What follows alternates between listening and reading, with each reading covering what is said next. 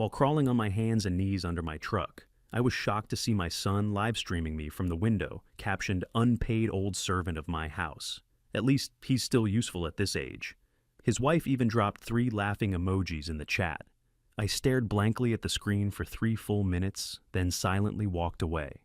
The next morning, sitting alone in a motel room, my phone buzzed incessantly with panicked text messages from them, asking, "What happened to the card? Thank you for being here. Before we begin, drop a comment below. Is this your first time listening? Or have we met in a previous story? Your presence truly matters." Just a note, some details have been adjusted for storytelling and reflection.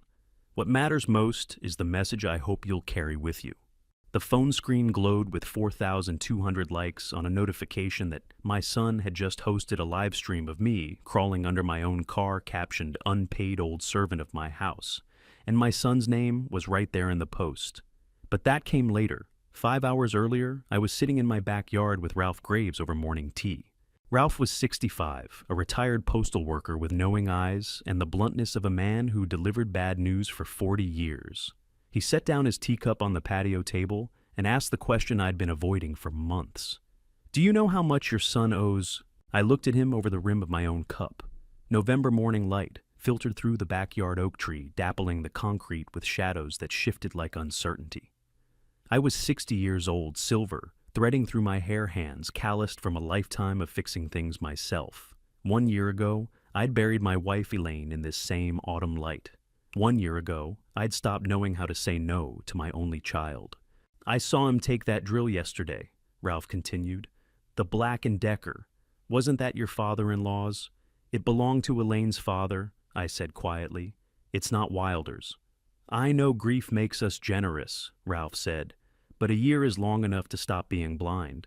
I didn't answer. Instead, I watched a sparrow land on the fence and thought about the past 12 months. Wilder had moved in with his wife Paloma right after the funeral, temporarily, he'd said. Just until they got back on their feet. The electricity bills had doubled. The garage had become his storage unit. My truck got parked in the driveway while his BMW sat protected inside. Not once in 365 days had he asked, "Dad, do you need anything?" The drill wasn't the first thing. There had been the socket wrench set in August, the hedge trimmer in September. Small things, I'd told myself. Things a son might borrow. "He's not borrowing them," Ralph said, reading my silence. "I've seen him load tools into his trunk 3 times this month. He's selling them." The tea had gone cold in my hands. I set the cup down carefully, watching my reflection warp in the curved ceramic. "Thank you for telling me," I said. Ralph stood to leave, pausing at the gate. "You've done everything yourself for 60 years, Arthur. Built this house up from nothing with Elaine. Don't let him take that from you, too." After he left, I sat alone in the morning, quiet, and thought about my wife. Elaine and I used to play Chinese chess on this patio every Sunday. Her red rook still sat on the board inside, exactly where she'd left it the week before she died. I hadn't moved it, couldn't move it. I loved my son. That was my greatest sin. By 1 o'clock that afternoon, I was in the garage reorganizing the tools Wilder had left scattered across my workbench. The concrete floor was cold even through my jeans. I'd crawled under my F-15 to retrieve a wrench that had rolled beneath the oil pan when my phone buzzed in my pocket. I pulled it out expecting a hydration reminder. Instead, I saw a notification Wilder Stafford was live. My son was 32 years old. I'd taught him to change oil when he was 16, taught him to respect other people's property when he was 8. Somewhere between then and now, those lessons had evaporated. I opened TikTok. The live stream was being broadcast from the upstairs window, the bedroom I'd given him, and Paloma, the one with the view of the garage. It showed me from above, crawling on my hands and knees under the truck, my gray hair catching the overhead light. The live caption read, "Unpaid Old Servant of My House. At least he's still useful at this age." 4,200 likes, 637 comments. And there, floating in the live chat, Paloma had left 3 laughing emojis. I watched the screen for a moment, seeing myself disappear under the truck emerge with the wrench wipe my hands on a rag. A stranger watching this broadcast would see an old man doing yard work. An old man serving someone else. My house, my truck, my garage, my tools. And he had the audacity to call it his. I scrolled through the live comments in disbelief. Strangers from across the country had watched me crawl under my own vehicle in my own garage and laughed. Some said I looked sad, some said I looked broken. One person wrote, "Why doesn't he just leave?" Good question. The Westminster house I'd bought with Elaine 30 years ago was worth $1.1 million now. We'd repainted every wall together. She'd chosen the kitchen tiles on her hands and knees, measuring each placement. I'd installed the deck railing board by board while she supervised with iced tea and commentary. Wilder had lived here for exactly 12 months and called it his. You know, the moment when you finally see yourself through someone else's eyes? This was mine. I wasn't angry. Anger is hot, impulsive, loud. What I felt was ice-cold clarity. 4,200 people had watched me be invisible in my own life, but only one person needed to see what happened next.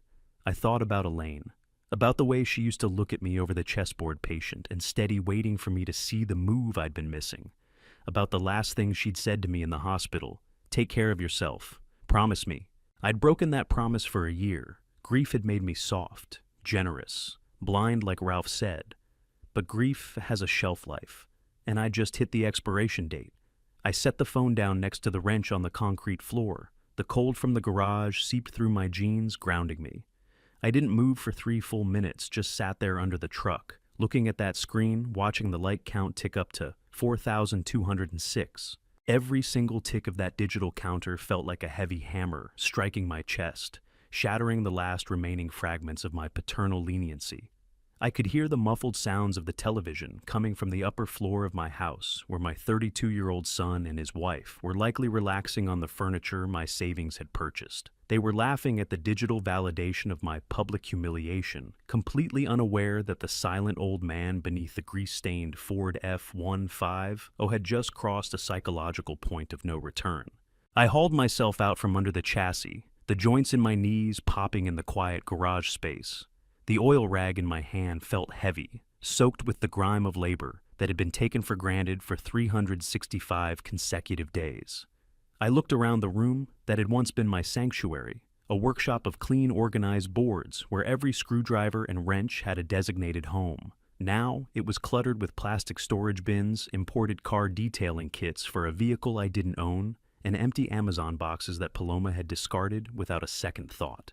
I walked over to the wooden workbench I had built out of reclaimed oak with my own hands 3 decades ago. My fingers traced the deep gouges in the wood where Wilder had carelessly dropped heavy metal parts without using a protective mat.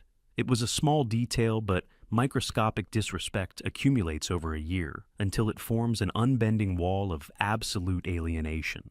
I looked at the ancient Black & Decker drill press standing in the corner, the one Ralph had mentioned earlier. It had been a wedding present from Elaine's father, a heavy cast-iron machine that had drilled thousands of precise holes for our home improvement projects. Wilder had already taken the portable hand drill, but he hadn't managed to lug this heavy monster out to his trunk yet. He was treating my history, my memories, and my physical endurance as an open liquidation sale to fund a lifestyle he could not afford on his own. I pulled a clean sheet of paper from a dusty notepad hanging near the electrical panel. My hand was steady. The tremors of sorrow that had plagued my fingers since Elaine's funeral completely gone, replaced by the rigid stability of a structural engineer assessing a collapsed foundation. The list would not be an emotional outburst. It would be a cold execution of financial and domestic boundaries that should have been drawn the moment his luxury German sedan occupied my enclosed garage stall. The first item on that paper didn't require any legal counsel or complex strategy. It was a simple rectangular piece of plastic that resided in his leather wallet bearing my name and my credit line. I had given it to him under the guise of helping him purchase groceries and fuel while he transitioned between real estate agencies. But the monthly statements told a drastically different story of premium steak dinners, digital streaming subscriptions, and high-end clothing boutique charges. I walked out of the garage and entered the house through the mudroom, my boots clicking softly on the linoleum tiles. The kitchen was pristine, exactly as Elaine had left it, except for a stack of unwashed designer coffee mugs in the sink that didn't belong to me. I ignored them, walking straight to the small writing desk in the hallway, where the landline telephone sat. I didn't use the mobile device this time. I wanted the stability of the hardwired line as I dialed the toll-free customer service number printed on the back of my primary financial statements. The automated voice response system was mechanical and uncaring, a perfect reflection of the state of mind I had adopted. "Welcome to Premier Account Services," the robotic woman said through the receiver. I pressed the corresponding numbers, with deliberate force entering my account identification and navigating through the multi-tiered security verification menus. To report a card lost stolen, or to manage secondary users, press 3, the prompt instructed. I pressed 3. The sound echoed in the quiet hallway. "Please enter the 4-digit extension of the authorized user you wish to deactivate." The voice continued. I didn't have to look up the numbers. I had memorized his specific card extension after reviewing the 4-figure balances that had arrived in my mailbox every month. 3921. User Wilder Stafford has been removed from this account. This card will be declined effective immediately. Would you like to notify the user via automated text message? Sils. No. I muttered into the receiver, pressing the button to finalize the cancellation. Let the notification arrive in the form of an embarrassing rejection at a retail counter or a gas pump. Let the reality of his financial independence hit him when there was a line of strangers standing behind him, watching his assumed privilege dissolve in a sequence of red text on a payment terminal. I hung up the phone and stood in the absolute silence of the downstairs corridor. From this vantage point, I could see into the living room where the Chinese chessboard remained under the soft afternoon light. The red rook sat precisely where Elaine's hand had deposited it before the ambulance ride that took her away from this house forever. For 12 months, I had allowed that board to collect dust, because moving any piece felt like erasing her final physical decision on this earth. But looking at it now, I realized that allowing her memory to be insulted by the laughter of our entitled child was the real erasure. I walked into the kitchen and opened the pantry. Wilder and Paloma had rearranged the shelves, moving my simple staples. The rolled oats, the canned beans, the ground black coffee to the highest, least accessible ledges, replacing them with expensive organic supplements, imported sparkling waters, and artisanal snacks that cost more than a full day of my pension. They had colonized my domestic space slice by slice, assuming that my silence was a sign of intellectual decay or emotional defeat. I pulled my old metal step stool out from the corner, climbed up, and systematically began moving my items back to the center shelves. I didn't throw their expensive groceries on the floor. I simply stacked them neatly in a corner of the counter, creating a physical boundary that required them to acknowledge my presence every time they entered the room. It was a silent opening salvo, a declaration that the invisible servant had left the building, replaced by the man who legally owned every square inch of the timber and drywall, holding this roof over their heads. My phone buzzed again in my denim pocket. I didn't want to look at it, fearing another notification from the live stream that was currently broadcasting my private life to thousands of anonymous voyeurs, but it was a direct text message from Ralph. "I'm down at the hardware store on Westminster Avenue. They've got a sale on heavy-duty commercial padlocks, the ones with the reinforced steel shanks. Want me to pick a few up for your tool chests?" I typed a brief response. "Get 4, and pick up a heavy latch set for the garage rolling door while you're there. I'll pay you back before dinner." Ralph didn't reply, with words just a thumbs-up icon. He had lived next door for 3 decades. He had watched Wilder grow from a hyperactive child into an arrogant young adult, and he knew exactly what kind of storm was brewing in my backyard. He had been the one to pull me aside during the repainting of the back deck 5 years ago to tell me that Wilder was borrowing money from local business owners under my name, a debt I had quietly settled back then to preserve the family reputation. I had thought I was protecting my son's future, but in reality, I had just been reinforcing his belief that his father was an infinite financial safety net with no breaking point. I walked up the carpeted stairs toward the master bedroom, avoiding the 3rd step from the top that always creaked when weight was applied. I didn't want them to hear me moving through the house. I needed the element of surprise to remain intact until the new boundaries were physically installed and unyielding. I stepped into my bedroom, the space cold and smelling faintly of the lavender sachets Elaine used to place in the cedar wardrobe. Her clothes were still hanging there, protected by plastic garment bags. Dresses she had worn to weddings, casual blouses she had used during her gardening sessions, and the heavy winter coat we had purchased during our anniversary trip to Oregon. I hadn't been able to touch them for 365 days. Every time I opened that wardrobe door, the scent of her presence would overwhelm me, leaving me paralyzed on the edge of the mattress for hours. But today the scent didn't bring tears. It brought an intense protective rage. I reached into the very back of the wardrobe behind the formal suits I rarely wore anymore and pulled out the small fireproof combination, safe where the house deed, the vehicle titles, and Elaine's personal documents were stored. I spun the mechanical dial with practiced precision, left to 42, right to 15, left to 88. The heavy steel door clicked open with a satisfying metallic thud. Inside lay the original certificate of title for the Westminster property stamped by the county recorder in 1996. $1.1 million of real estate equity completely paid off through 30 years of on-time monthly payments, overtime shifts at the manufacturing plant, and meticulous budgeting. My son had lived here for 12 months without contributing a single dollar toward the property taxes, the structural insurance, or the maintenance of the landscape. He had treated this monument of marital labor as a free resort, a temporary parking space for his depreciating European sports car, while he calculated his next financial maneuver. Beside the deed lay a small leather-bound notebook with a brass clasp. It was Elaine's private journal from her final months, an item I had found tucked inside her sewing basket after the hospital staff handed me her belongings. I hadn't opened it yet. The fear of reading her final thoughts of encountering her pain when I wasn't there to soothe it had kept that brass clasp firmly shut for a year. I picked it up now, feeling the cool texture of the leather against my calloused palm.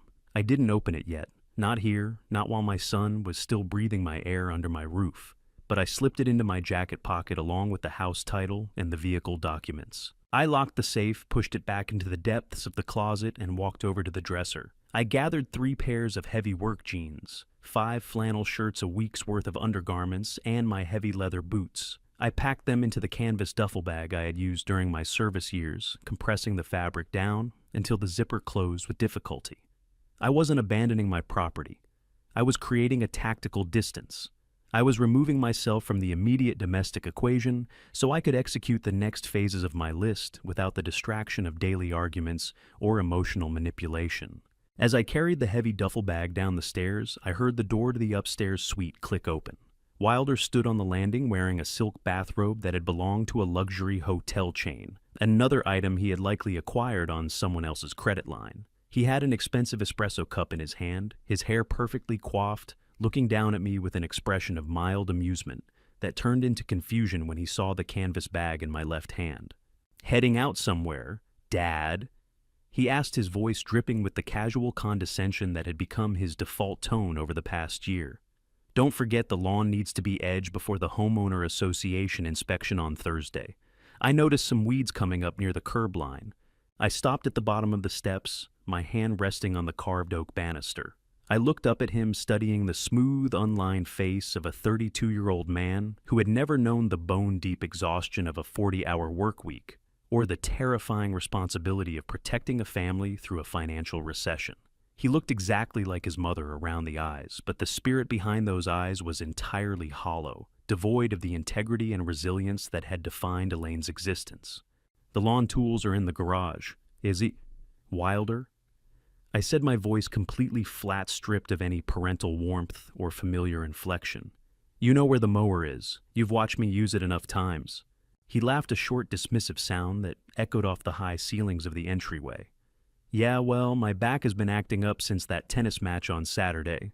I figured since you were already down there tinkering with the truck, you could just handle the perimeter loop.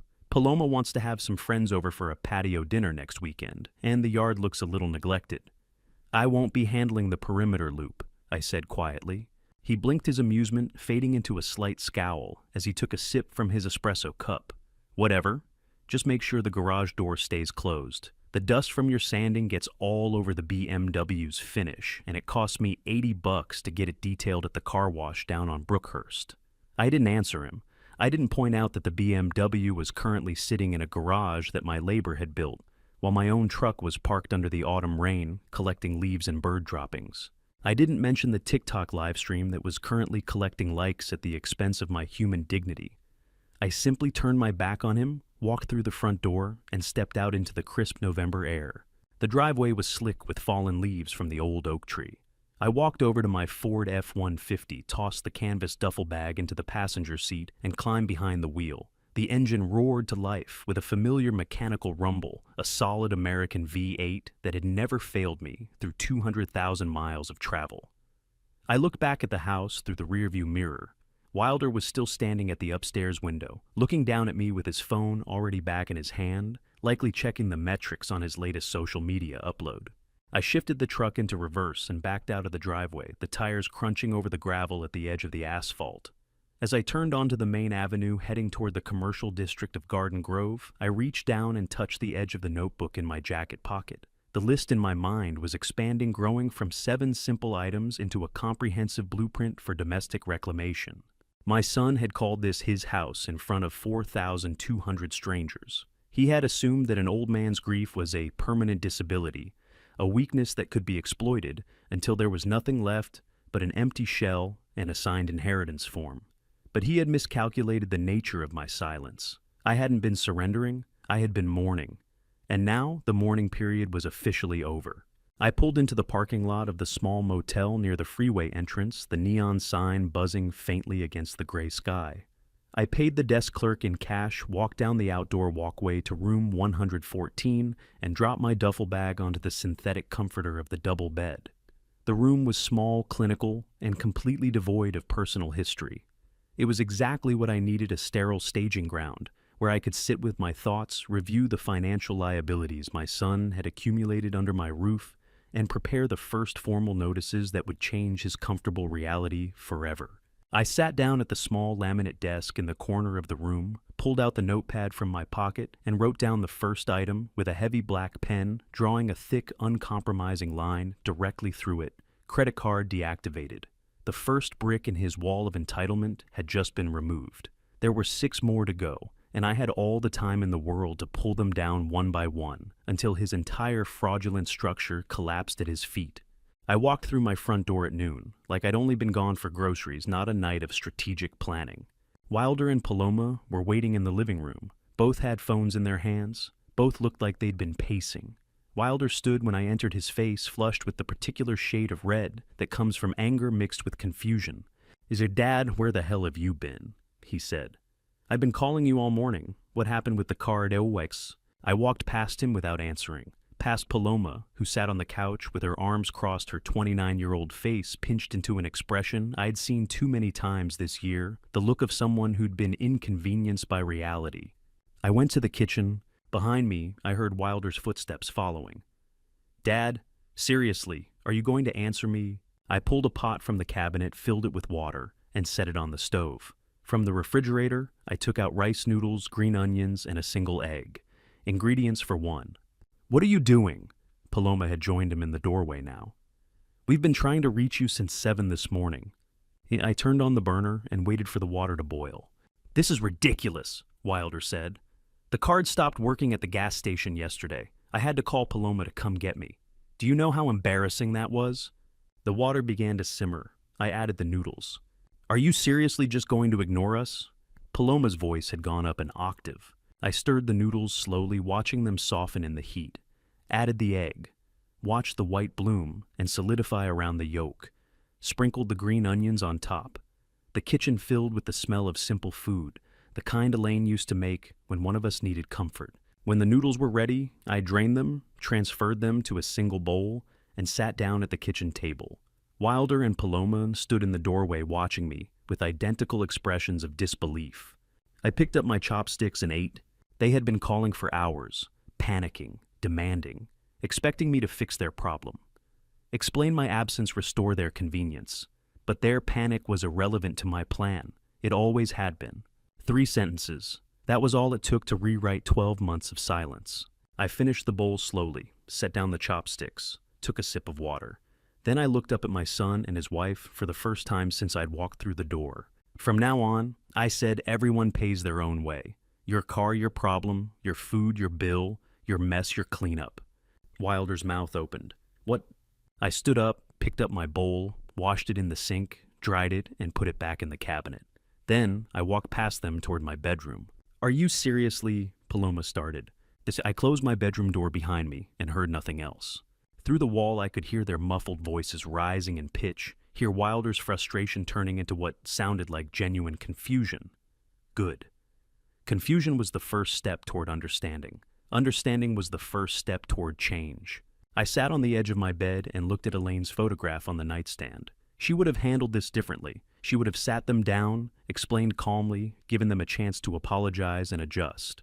But Elaine was gone, and I was done explaining. 2 days later, on Wednesday afternoon, I was in the kitchen washing my lunch dishes when I heard Wilder's voice from the front yard. "Dad, can you check my tire? I think it's flat."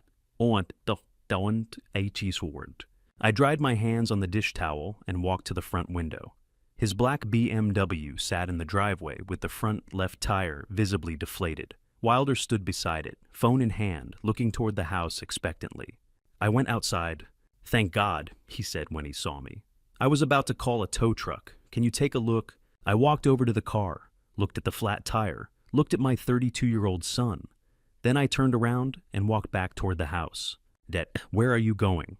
I went to the garage, retrieved the 1987 car repair manual I'd used to teach myself maintenance when Elaine and I couldn't afford mechanics, and picked up my complete wrench set from the locked toolbox I'd brought back from the motel. Walked back outside and placed both on the BMW's hood. "I've done all this myself for the past 60 years, I said. "You're 28 years younger than me." Then I walked back inside. Behind me, I heard a long, frustrated sigh, that particular exhale of someone realizing the world wouldn't bend for him anymore. I stopped at the kitchen window and looked out. Wilder stood beside his car, staring at the manual and the wrenches like they were artifacts from another civilization. He picked up the manual, flipped through a few pages, set it down. Picked up a wrench, turned it over in his hands, set it down. Looked at the flat tire. Looked at the house. Looked back at the tire. He crouched down beside the wheel. Grief had kept me frozen, but anger was teaching me to move again. For the first time in a year, since the morning I'd stood beside Elaine's grave while Wilder checked his phone during the eulogy, I felt the corners of my mouth pull upward. It wasn't a big smile. It wasn't triumphant or cruel. It was just the small, involuntary expression of someone who'd forgotten what satisfaction felt like and was surprised to rediscover it. I watched my son struggle with the wrench for 3 minutes. Watched him flip through the manual with oil-stained fingers. Watched him figure out slowly and frustratingly how to position the jack. He didn't call out for help again. Maybe he knew I wouldn't come. Maybe he was finally learning what I'd tried to teach him 20 years ago, that competence isn't inherited, it's earned.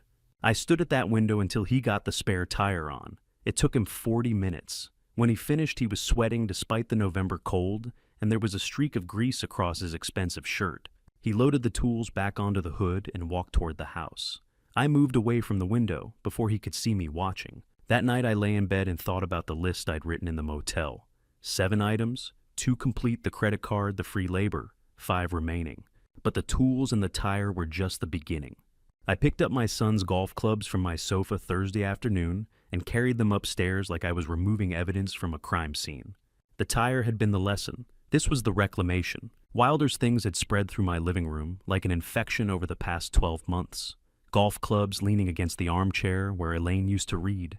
Nike shoes kicked off by the coffee table. His designer jacket draped over the back of the sofa. Magazines scattered across the floor. Fitness cars, luxury watches. Not a single book. I gathered everything methodically, placed it all in a large wicker basket I'd bought that morning, specifically for this purpose. Carried the basket upstairs and set it outside his bedroom door without knocking. Then I went back downstairs and cleaned. I mopped the entire living room floor with pine cleaner, the sharp scent cutting through months of accumulated neglect. The smell reminded me of Elaine. She'd always used pine cleaner on Thursdays, said it made the house feel renewed before the weekend.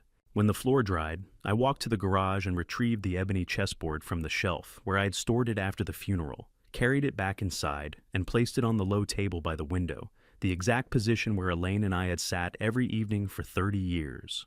The pieces were still arranged mid-game. Her red rook stood in the center of the board, exactly where she'd moved it the night before she went to the hospital. I'd never moved it, couldn't move it.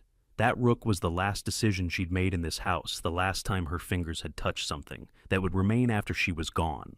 I stood looking at it for a long time, remembering how she'd smiled when she made that move, how she'd said, "Your turn," and I'd told her we could finish the game tomorrow, but tomorrow never came. Territory isn't about furniture. It's about the ghosts that get to stay. From the closet, I retrieved a framed photograph I'd wrapped in newspaper the day after the funeral. Wilder at age 10, sitting on my shoulders at Westminster Park, both of us grinning at Elaine behind the camera. That was the last birthday he'd asked me to carry him, the last time he'd looked at me like I was his hero. I hung the photo on the wall above the chessboard. The living room was mine again. The space breathed differently now, cleaner, quieter, emptier. But it felt emptier in a way that hurt less like an old wound that finally had room to heal. I sat in Elaine's chair and looked at the room we'd built together, at the chessboard where we'd spent thousands of evenings, at the photo of the son we'd raised before something went wrong. Then I picked up my phone and called the locksmith. Kevin Howell arrived Friday morning at 8 sharp. He was in his 40s with efficient hands and the discretion of someone who'd installed locks on 1,000 angry divorces. He didn't ask questions, just nodded when I showed him the 2 doors, master bedroom and study. The biometric, and I said, fingerprint recognition, just mine. Standard installation takes about 40 minutes per door, he said, opening his equipment case. I sat on the living room sofa with the newspaper while he worked. The drill whined. The smell of wood dust drifted down the hallway. Progress measured in noise and debris.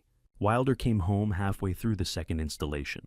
I heard his car in the driveway, heard the front door open, heard his footsteps stop abruptly when he saw the locksmith kneeling by the study door with a drill in his hand. "What are you doing, Dad?" His voice came from the hallway. "Why are you putting locks on the doors?" As I turned the page of the newspaper without looking up. "Dad." Changing the lock, I said, "My house." 2 words. That was all the explanation he deserved. "Your house, it's..." He stopped. I could hear him processing, trying to find an argument that wouldn't expose exactly how entitled he'd become. I looked up from the newspaper then, met his eyes. He saw something in my face he'd never seen before. Not anger, not even coldness. Just absolute resolution. The look of a man who'd finished negotiating. He fell silent. Kevin finished the study door 15 minutes later. Showed me how to program my fingerprint, tested the mechanism 3 times. The lock responded with a soft electronic beep and a definitive mechanical click. "You're all set," Kevin said, packing his tools. I paid him in cash, walked him to the door, thanked him for his efficiency. Wilder had retreated to the kitchen, but I could feel him watching from the doorway as I returned to test the study lock myself. I pressed my thumb to the sensor. The green light flashed. The mechanism clicked open. I pushed the door wide. On my desk, clearly visible from the hallway, sat Elaine's leather-bound diary. I'd placed it there deliberately that morning, angled so anyone standing where Wilder was standing would see it perfectly. The small book with his mother's handwriting on the cover, her name inscribed in the careful script she'd used for everything important. I saw his reflection in the study window, saw him take a step forward, saw his hands start to rise. "Is that..." he began. I stepped inside and closed the door. The lock engaged with its electronic beep and mechanical click. He saw it. Good. Let him wonder what his mother wrote. I stood on the other side of the door listening, heard him standing there for a long moment, heard him try the handle once gently, as if testing whether I might have left it unlocked by accident. The handle didn't move. The lock held. Finally, his footsteps retreated upstairs. I sat down at my desk and looked at the diary I'd been avoiding for 12 months. I'd found it in Elaine's mechanical toolbox 3 weeks after the funeral, hidden beneath her collection of screwdrivers and Allen wrenches. She had always kept her most important things in that toolbox. Her father's old drill, the house deed, her mother's wedding ring. And apparently I'd been too afraid to open it then, too afraid of what she might have written in the final months, too afraid that her words would make her absence more permanent. But I wasn't afraid anymore. Anger had burned through fear like fire through paper. I opened the diary. The leather binding creaked. The pages smelled like her lavender and tea. The first entry was dated 6 months before she died. I read Elaine's diary that weekend. Every entry, every word about our son that she'd been too kind to say out loud while she was alive. By Sunday morning, I was ready for the next escalation. The sticky note on my refrigerator door said, "Our food don't touch," in Paloma's looping handwriting. I stood in the kitchen with my morning tea reading those 4 words. Our food. In my kitchen, in my house. Using my electricity. Interesting choice of words. I opened the refrigerator. Paloma had filled it completely organic yogurt, expensive cheeses, pre-cut vegetables in plastic containers, imported sparkling water, grass-fed butter. Everything arranged with the territorial precision of someone marking their domain. My own groceries had been pushed to the back, a carton of milk, some eggs left over rice. I closed the door gently, didn't remove the note, didn't touch her food, didn't say a word. Instead, I pulled out my phone and ordered a premium Samsung mini fridge for my study. Same-day delivery. It arrived that afternoon at 3. The delivery men brought it up the front steps while Paloma was out shopping, probably buying more things to claim ownership of. I had them place it in my study next to my desk, plugged it in, stocked it with Longjing, tea-fresh milk, and a week's worth of simple groceries. Everything I needed. Then I walked back to the kitchen and unplugged the large refrigerator. The motor's hum died. The light inside went dark. I didn't announce it, didn't leave a note, just quietly pulled the plug and went to my study, locking the door behind me with my fingerprint. You want to claim territory, fine, but I control the electricity. Monday morning, I woke to the sound of Paloma's voice rising through the walls. Your father unplugged the fridge. Everything is ruined. What is wrong with him? I sat in my study sipping tea from my personal mini fridge, listening to her describe the damage over the phone to Wilder. The yogurt had separated, the produce had wilted, the expensive cheese had begun to smell. 12 hours without power had destroyed hundreds of dollars of groceries she'd claimed belonged to her. Natural consequences. Physics didn't care about sticky notes. I heard her stomp upstairs, heard a door slam, heard nothing else. I finished my tea in silence. 2 weeks later, on a Friday evening in mid-December, Paloma's parents arrived unannounced. I heard the doorbell, heard Wilder's enthusiastic greeting, heard the sound of rolling suitcases on my hardwood floor. Mom, Dad, come in, let me show you to the guest room. I stayed in the kitchen finishing my dinner, listened to the footsteps move through the house toward the downstairs guest room, listened to the moment when everything changed, the sound of a door handle rattling, the electronic beep of the fingerprint lock refusing entry. Dad. What, the guest room is locked? I set down my chopsticks, stood up, and walked into the hallway. Richard Caldwell stood there with 2 rolling suitcases, 57 years old, an insurance adjuster from Orange County with thinning hair, and the confident bearing of a man used to being the authority in his daughter's life. Beside him, Susan Caldwell, 56. His wife carried a small overnight bag and wore the practiced smile of someone who smoothed over her husband's bluntness at dinner parties. They both looked at me. "Good evening, Mr. and Mrs. Caldwell," I said, holding my teacup. "Unfortunately, there's no room available downstairs. The upstairs has a pull-out couch." Richard blinked. "I'm sorry." "The guest room," Wilder said, gesturing at the locked door. "It's locked. Dad, can you unlock it?" I took a sip of tea. "I don't think so." Susan's smile wavered. "Oh, we don't want to impose. We assumed—" "Paloma said you had space." "Did she?" I looked at my daughter-in-law, who'd appeared at the top of the stairs, her face flushed. "The couch upstairs should accommodate you both. Dinner is at 6 if you'd like to join."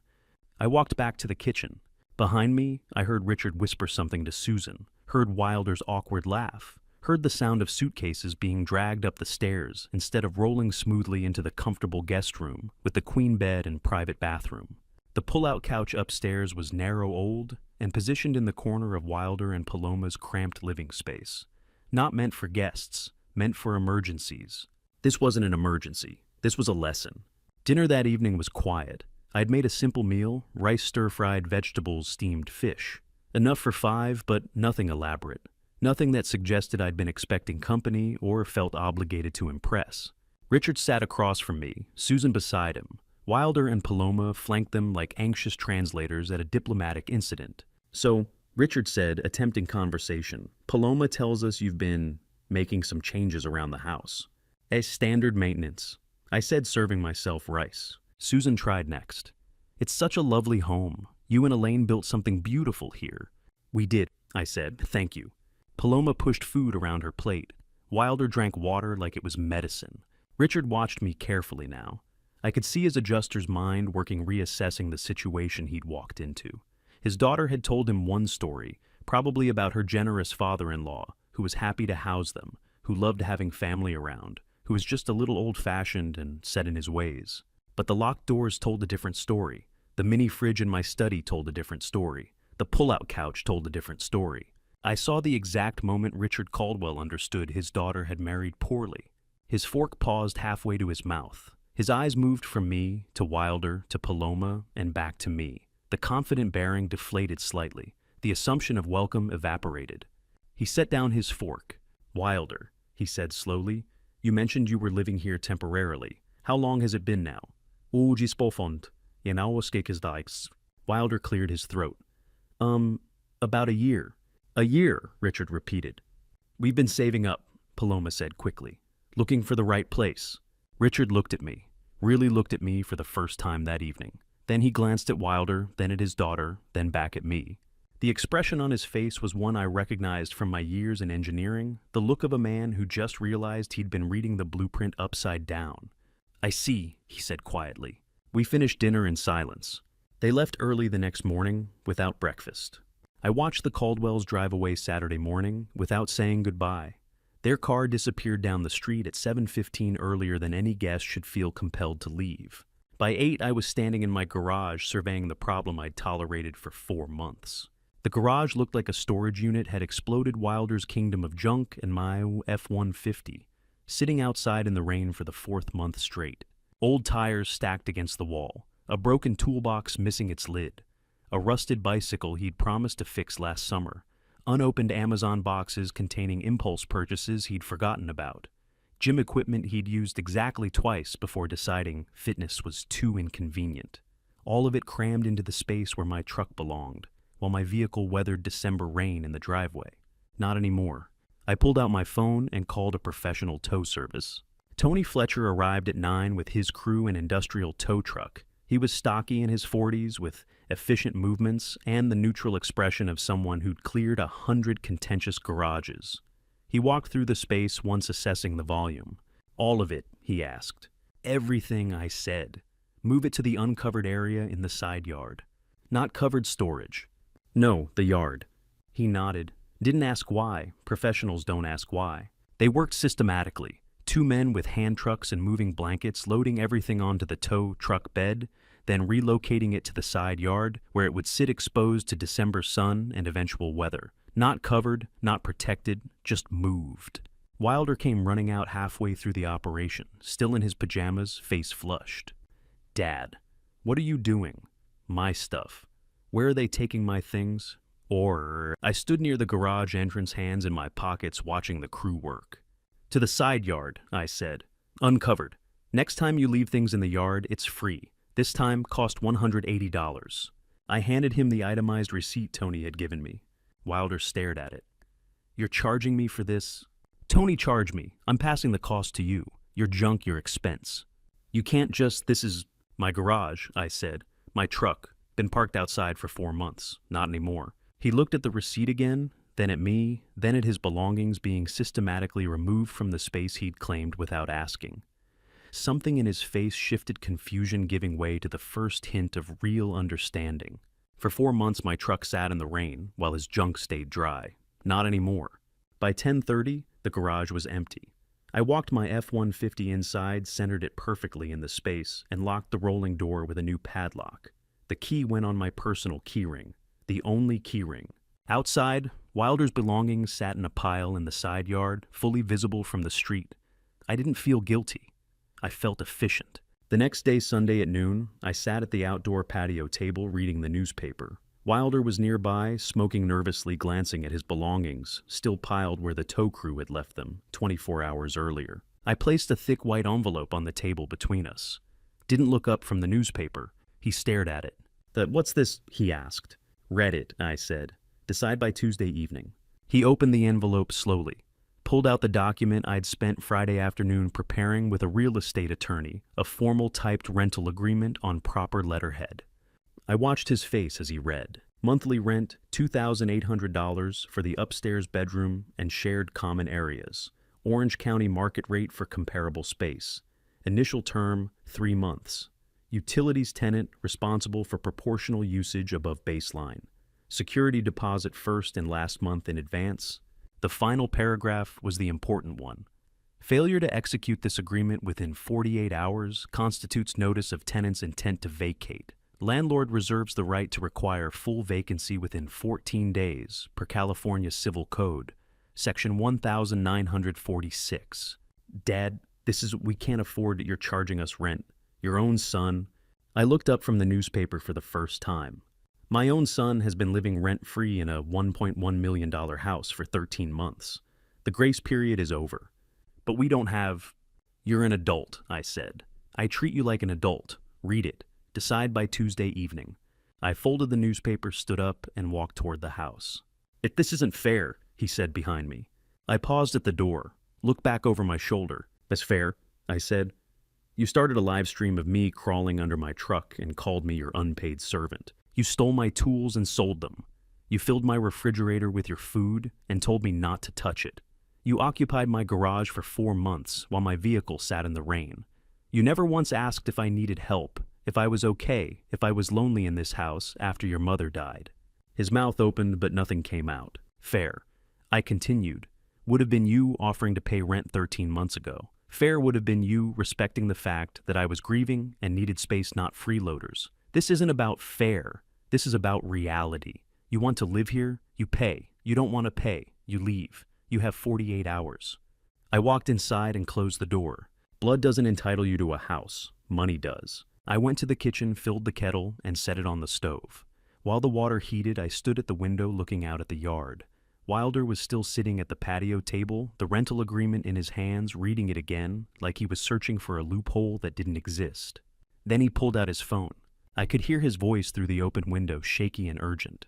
You need to come home right now. He gave me a rental contract, $2,800 a month. He's serious. A pause, Paloma responding on the other end. I don't know what we're gonna do. Just come home. His voice was shaking. I poured my tea, walked to the study, and closed the door. I sat in my study that evening, with the rental agreement deadline ticking down, but I couldn't focus on whether Wilder would sign. My mind kept circling back to the things Elaine had written in her diary, the entries I'd been too afraid to read for 12 months. At 2 a.m, Monday night, I woke to darkness and the sound of my son whispering into a phone on the stairs. Well, and give me 2 more weeks. I'd gotten up for water thirsty from the tea I'd drunk too late. The hallway was dark except for the dim glow from Wilder's phone screen, illuminating his face 3 steps up from the bottom. I told you, he whispered, urgent and desperate. I'm handling it. Please, just 2 more weeks. I froze in the hallway. He hadn't seen me yet. I know what I said, I know. But my father, it's complicated. I need more time. His voice had a quality I'd never heard before. Not anger, not entitlement, fear. I shifted my weight. The floorboard creaked. Wilder spun around, saw my shadow in the darkness, and dropped the phone. It clattered down 2 steps, landing face up on the hardwood. The screen stayed lit. I could see it clearly from where I stood, an unknown number with no contact name, and below that, a message preview. You have 3 weeks, then we come to the house. Wilder scrambled down the steps, snatched up the phone, and held it against his chest. The light disappeared. The hallway went dark again. Just a friend, Dad, he said, forcing a smile I couldn't quite see but could hear in his voice. Sorry if I woke you. I looked at where the phone had been, where that message had glowed for 3 seconds. 3 weeks. Then we come to the house. My house. Couldn't sleep, I said. You should get some rest. He nodded, still clutching the phone, and hurried back upstairs. I stood in the dark hallway for a long time. The phone number from that screen burned into my memory. Then I got my water and went back to bed. But I didn't sleep. 3 weeks. They were coming to my house in 3 weeks. Tuesday morning, I unlocked my study with my fingerprint. The sun was just beginning to rise, casting long shadows across my desk. I opened the locked drawer where I kept important documents. My passport, the house deed, Elaine's wedding ring, and her diary. The leather was soft, worn from her hands. I'd found it in her mechanical toolbox 3 weeks after the funeral, hidden beneath her father's old drill and a collection of Allen wrenches. She'd always kept her most precious things there, mixed with tools so no one would think to look. I'd been too afraid to open it for 12 months, too afraid of what her final words might say, too afraid that reading them would make her absence permanent. But fear had been replaced by something colder now, something that needed answers. I opened to the first page, her handwriting careful and deliberate. If something happens to me, give this to Arthur. I love you. Take care of yourself. Arthur was my name written in her gentle hand. Our intimate name, the one she'd used when we were alone. I turned the page. The entries were dated 6 months before she died, spring of last year when I'd still thought we had decades ahead of us. April 3rd, Wilder. Forgot to bring my medication again today. 3rd time this month. He said the pharmacy was closed, but I called they were open until 9 p.m. I don't understand why he keeps forgetting. April 15th, Wilder wants me to sign new insurance papers. He says the current coverage isn't enough, that I should increase it for his future for grandchildren we might have. The coverage is already $200,000. I don't see why we need more, but he said if I don't sign, he won't come home anymore. I stopped reading, looked up at the window. The morning light had gotten brighter, but the room felt darker. $200,000, but I'd seen the insurance company's letter after she died. The payout had been $750,000. She'd signed. Eventually she'd signed. I kept reading. As May 2nd, another argument about the insurance today. I told Wilder, I'm not comfortable raising it that high. He got very angry, said I don't trust him, said I never believed in him. He left without saying goodbye. I feel guilty, but I also feel afraid. Why does he need me to sign this? May 20th, I signed the new insurance policy. Wilder was so happy. He hugged me and said I was the best mother in the world. I want to believe that's true, but I can't shake this feeling that something is wrong. My hands were shaking. I set the diary down, took a breath, picked it up again.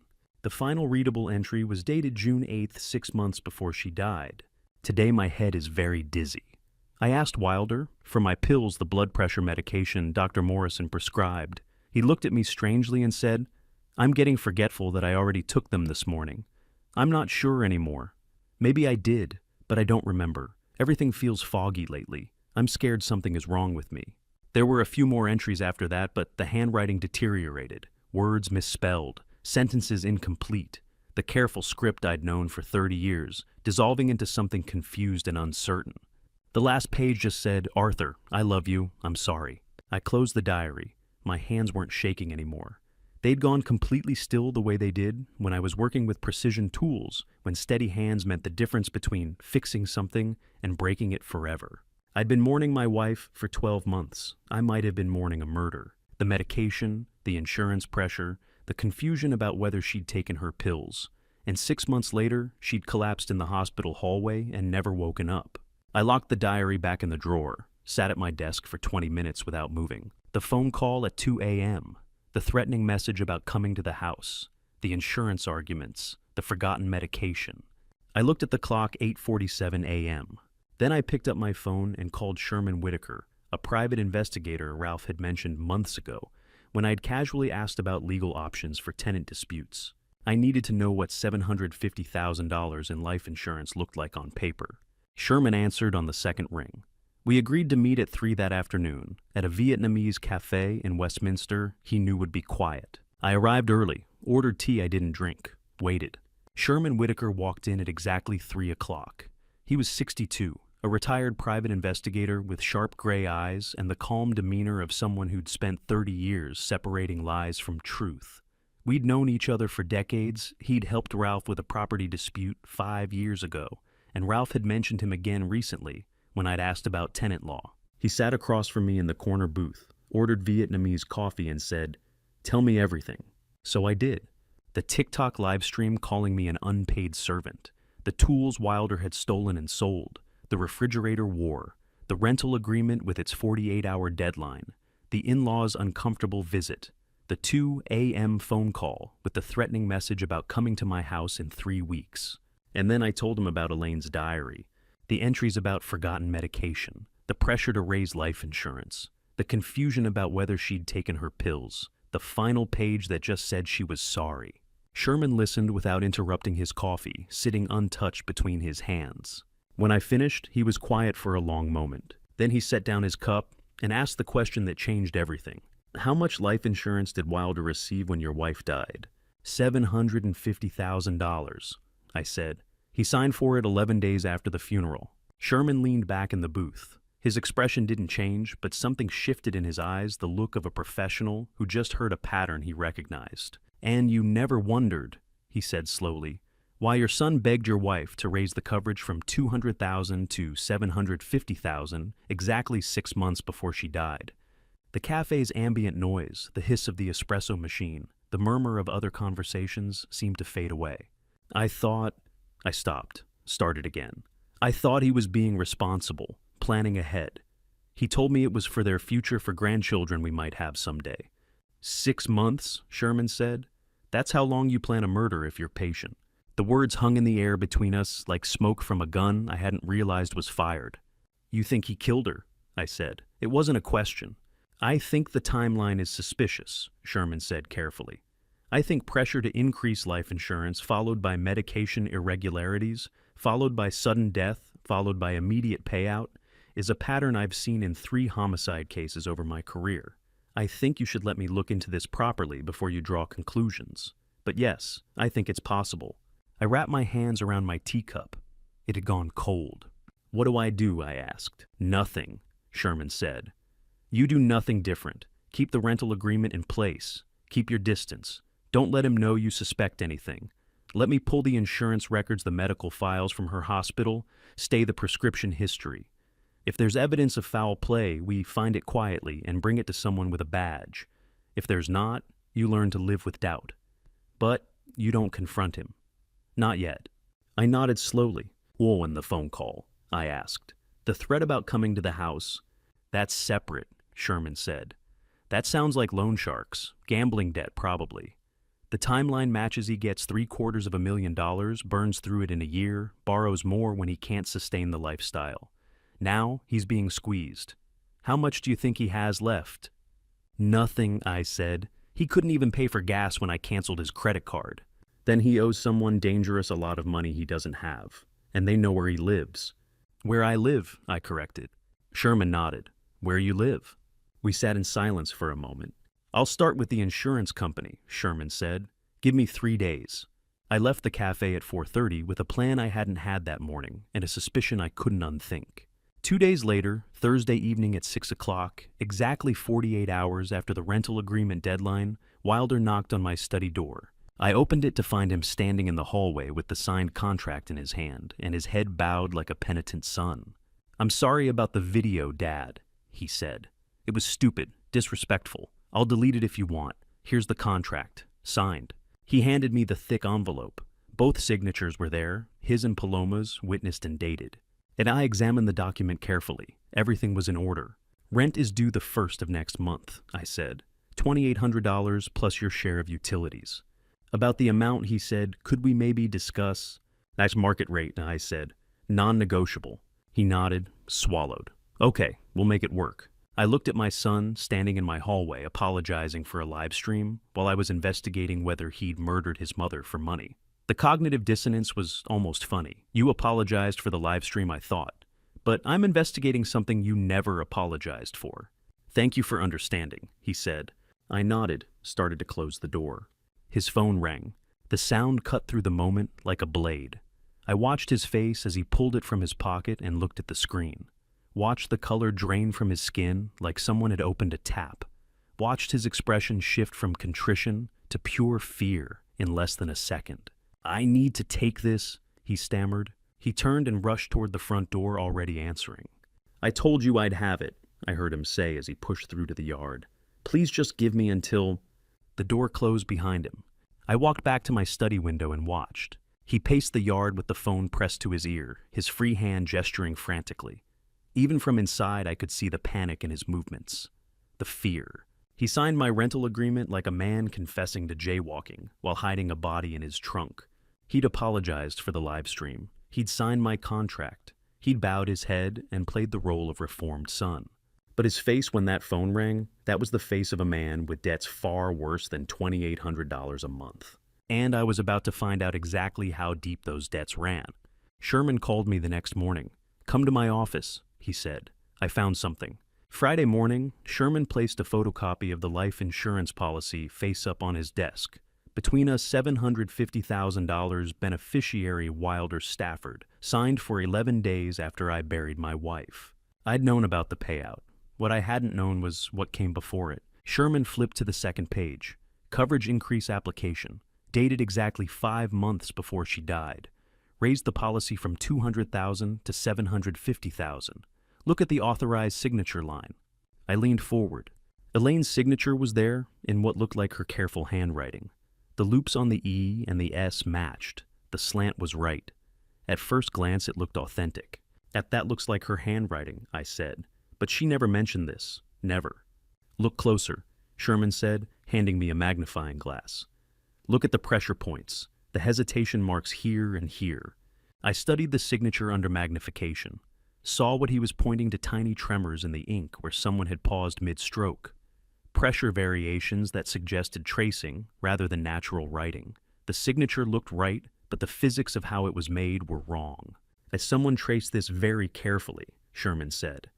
The insurance company accepted it because it looked close enough for their verification process. But this wasn't her signature. I set down the magnifying glass. That she never signed financial documents without telling me, I said. 30 years of marriage. We discussed everything. She would have mentioned increasing coverage by more than $500,000. The diary says he pressured her about insurance, Sherman said. But she was resisting. Then suddenly, 5 months before she dies, there's an application with her signature raising the coverage to exactly what he wanted. A signature she never told you about because she never actually signed it. 5 months of planning. That's premeditation. What do I do with this? I asked. Nothing yet, Sherman said.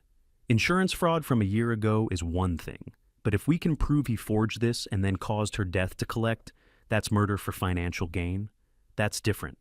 I'm still pulling medical records, talking to hospital staff who were there when she died. Give me more time. I nodded, took a photo of the document with my phone, went home. That night I couldn't sleep. Lay in bed staring at the ceiling, thinking about Elaine signing documents she never signed, taking pills she might not have needed, dying in a hospital while our son waited for money. At 11, I gave up on sleep and went to my study. My email notification chimed. Message from Sherman with a PDF attachment and a subject line that made my blood go cold. Found this in county records. The body of the email was short. Mortgage loan application, $180,000, your house as collateral. Check the co-signer line. Call me when you see it. I opened the PDF. Mortgage loan application for $180,000. Property listed as collateral, my Westminster house valued at $1.1 million. Application dated 8 months prior, 4 months before Elaine died. I scrolled to the co-signer section. Arthur Stafford, in handwriting that looked like mine, but wasn't. I walked to my filing cabinet, pulled out my actual signature from a dozen documents, compared them side by side on my desk. The forgery was good, better than the insurance signature. Whoever had practiced this had studied my handwriting carefully, the capital C. The way I crossed my T, the final flourish on the dough, all there, close enough to fool a bank's initial verification. But it wasn't mine. I'd never signed this, never authorized this loan, never received the $180,000 that this document claimed I'd borrowed against my house. I scrolled to the second page. Bank processing status. Pending final verification, 60 days remaining before foreclosure proceedings. I read it 3 times. Not 60 days remaining until approval, 60 days remaining until they foreclose. The loan had already been processed. The money had already been distributed.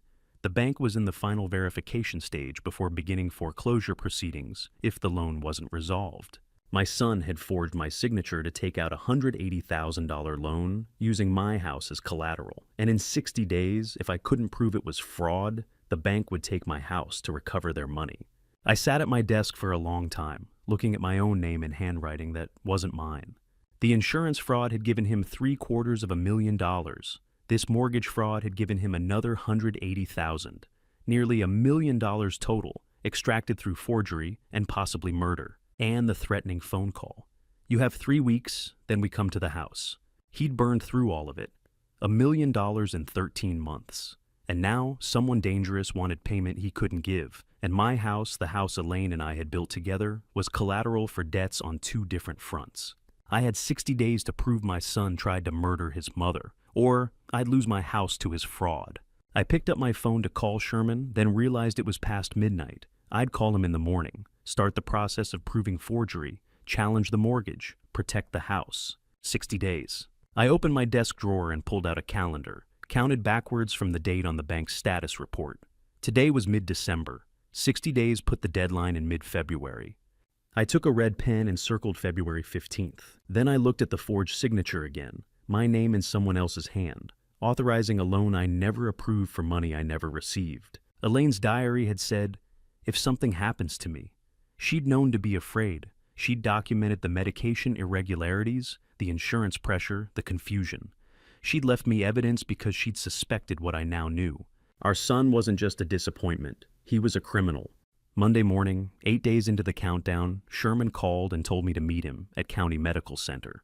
I found the nurse who was there when Elaine died, he said. She needs to see you. We met in the hallway outside the intensive care unit. The smell of antiseptic and institutional cleaning solution hung in the air, triggering memories of the last time I'd walked these corridors, the night they called to tell me Elaine was gone.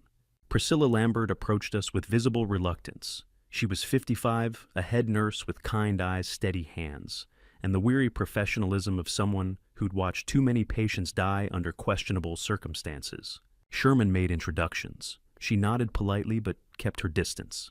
"I don't know what you're hoping to accomplish," she said. "I remember your wife. I'm sorry for your loss, but I don't want to get involved in family matters." Sherman reached into his briefcase and pulled out Elaine's diary, set it on the small table in the hallway between us. Then the photocopied insurance documents. "This isn't about family," he said quietly. "Look at the handwriting." Priscilla glanced down, saw Elaine's careful script on the diary cover. Her professional mask slipped for just a second. I saw recognition, then something that looked like guilt. "Where did you get this?" she asked. "My wife's toolbox," I said. "She hid it there. The entries are from 6 months before she died, about her medication being managed by our son, about insurance pressure, about confusion regarding whether she'd taken her pills." Priscilla's face had gone pale. "Come with me," she said. She led us to a private conference room off the main hallway, locked the door behind us, sat down heavily in one of the institutional chairs. "I need to get her file," she said. "Wait here." She returned 10 minutes later with a manila folder, Elaine's medical record from her final hospital stay. "I shouldn't be showing you this," she said, opening the folder. "But if what I think happened actually happened, you need to know." She flipped to a page near the back, pointed to a handwritten notation in the margins dated 3 days before Elaine died. "Warfarin blood level critically low, 40% below prescribed dose. Patient claims son manages medication at home. Recommend immediate adjustment and family counseling regarding medication compliance." I read it twice. "Warfarin is a blood thinner," Priscilla said. "Your wife was on it for her heart condition. The therapeutic level has to be maintained very carefully. Too much causes bleeding, too little causes clots." "It's 40% below prescribed dose," Sherman said. "What would cause that?" "Not taking it," Priscilla said, "or someone not giving it to her when they said they were." She wrote it down. A nurse saw it happening and wrote it down, and nobody listened. "I noted this to the attending physician," Priscilla continued. "He dismissed it, said elderly patients forget their medication all the time, that it was probably simple non-compliance. He increased the dose during her hospital stay and moved on." "But you didn't think it was simple non-compliance," I said. Priscilla looked at me directly for the first time. "Your son visited every morning," she said. "Like clockwork, 7:30 a.m. before most family members are even awake. He'd go into her room for 20 minutes, then leave. I noticed because it was so consistent." "What did you notice about those visits?" Sherman asked. "Your wife always seemed more tired afterward," Priscilla said. "More confused. I mentioned it once to the attending. He said it was probably emotional stress from seeing family, that some patients get overwhelmed by visitors." She closed the folder. Her hands rested on top of it steady despite what she was telling us. "I've been a nurse for 32 years, she said. "I've seen a lot of patients die, natural causes, accidents, complications. You develop instincts, and my instincts told me something was wrong with your son's visits, but instincts aren't evidence. The attending physician had more seniority, so I documented what I could and let it go." "You did your job," I said. She shook her head. "If I'd done my job, I would have pushed harder. I would have asked for a toxicology screen. I would have questioned why a 32-year-old son was managing his mother's medication instead of letting nursing staff handle it during her hospital stay. He was managing it during her hospital stay." Sherman's voice had gone very quiet. "He told us he was a pharmacist," Priscilla said. "Said he had medical training, that he wanted to coordinate her care with her home regimen. The attending approved it because it reduced nursing workload. I should have verified his credentials. I didn't." I thought about Wilder, about the various jobs he'd mentioned over the years: retail, real estate, marketing. Never once had he claimed to be a pharmacist. "What happened the day she died?" I asked. Priscilla was quiet for a long moment. "She coded at 4 in the morning, she said. Massive pulmonary embolism, a blood clot that traveled to her lungs, consistent with someone whose blood thinner levels had been critically low for an extended period. We tried to resuscitate for 18 minutes. She didn't make it. She paused. We called your son at 6 a.m. He arrived at 7. I was there when we gave him the news. Another pause, this one longer. When she died, Priscilla said finally, very quietly, your son. He didn't cry. The conference room was silent except for the hum of fluorescent lights overhead. I remember that, she continued, because I found it strange. I've told hundreds of people their loved ones have died. The reactions vary: shock, anger, denial, collapse. But there's always emotion. Always. No one loses their mother without crying. She looked at me directly, but he just stood there, nodding, processing, asking about paperwork, about when he could collect her belongings, about the death certificate timeline. Very calm, very organized. And I remember thinking, this man just lost his mother, and he's asking about administrative procedures, like he's closing a business transaction. Grief looks like a lot of things, but it never looks like nothing. He planned it, I said. Priscilla didn't answer, but she didn't disagree. I sat in that sterile hospital conference room with my wife's medical file open in front of me, and Priscilla Lambert's words echoed in my head. He didn't cry, the critically low warfarin levels, the forged insurance signature, the morning visits, the diary entries about forgotten medication, and no tears. My son had killed his mother, and I could prove it. Proving it and living with it were different things. I drove home from the hospital that Monday afternoon, with Priscilla Lambert's words echoing in my head. He didn't cry. The evidence existed. But walking through my front door knowing my son was a murderer felt like entering a crime scene I'd been living in for a year. I heard someone crying in my kitchen and for a moment thought it was a ghost until I realized it was my daughter-in-law, and she thought she was alone. Paloma sat at the kitchen table with her face in her hands, shoulders shaking. She didn't hear me enter. I could have walked away, gone to my study, let her cry in private. Instead, I filled the kettle. The sound of running water made her look up, startled, wiping her face quickly. I didn't know you were home, she said. I didn't answer, just poured 2 cups of tea when the water boiled and sat down across from her, pushed 1 cup toward her without speaking. We sat in silence. The kitchen clock ticked. Wilder said the money was from family inheritance, she said finally. He said you'd agreed to share it with him, so we could build our life together. I set my teacup down carefully. No one told you that, I said. No one asked you if that's what you wanted to build your life on. Her hands tightened around her cup. Then where did it come from? She asked. I studied her face, saw genuine ignorance there. She'd been living on blood money for a year and thought it was a gift. Sometimes the victim and the accomplice are the same person. I can't tell you, I said. Not yet, because the answer would ruin your life. She looked up at me, then really looked, and I saw the moment she understood that whatever the truth was, it was worse than anything she'd imagined. Am I in danger? She whispered. And not from me, I said. We sat there for another few minutes in silence. Then she stood, washed her cup, dried it, and put it back exactly where I'd taken it from. Thank you for the tea, she said. She walked upstairs without looking back. That night I couldn't sleep. Tuesday at 10 p.m. day, 9 of the countdown. I went to my study and took out Elaine's diary. I'd read parts of it before, but there were pages I'd avoided, later entries, the ones written in the hospital in the final weeks. I read them now. November 28th. Today my head is very dizzy. I asked Wilder to get my medicine, but he said I'm getting forgetful that I already took them. I'm not sure anymore. December 1st. Wilder visits every morning at 7:30. The nurses let him handle my medications because he told them he's a pharmacist. I don't remember him being a pharmacist. December 3rd. I wanted to call Arthur, but the phone in this room has no signal. Strange. It worked just last month when the nurse let me use it. I asked Wilder to bring me his phone, but he said the hospital doesn't allow cell phones in ICU. But I see other patients using theirs. She knew. She tried to call me. He blocked the phone. My hands shook. I set the diary down, breathed, picked it up again. The final entry was dated December 6th, 2 days before she died. The handwriting was shaky, sloping, barely legible. Arthur, if you're reading this, I'm sorry I couldn't tell you sooner. I don't think I'm going to leave this hospital. I think our son is doing something to me, but I can't prove it, and no one believes me when I try to say it. I love you. Take care of yourself. Always. I closed the diary, sat in my study in complete darkness, didn't turn on the lamp, just sat there with my wife's final words in my hands and the knowledge that she'd known she was dying and couldn't reach me. The clock showed 11:47 p.m.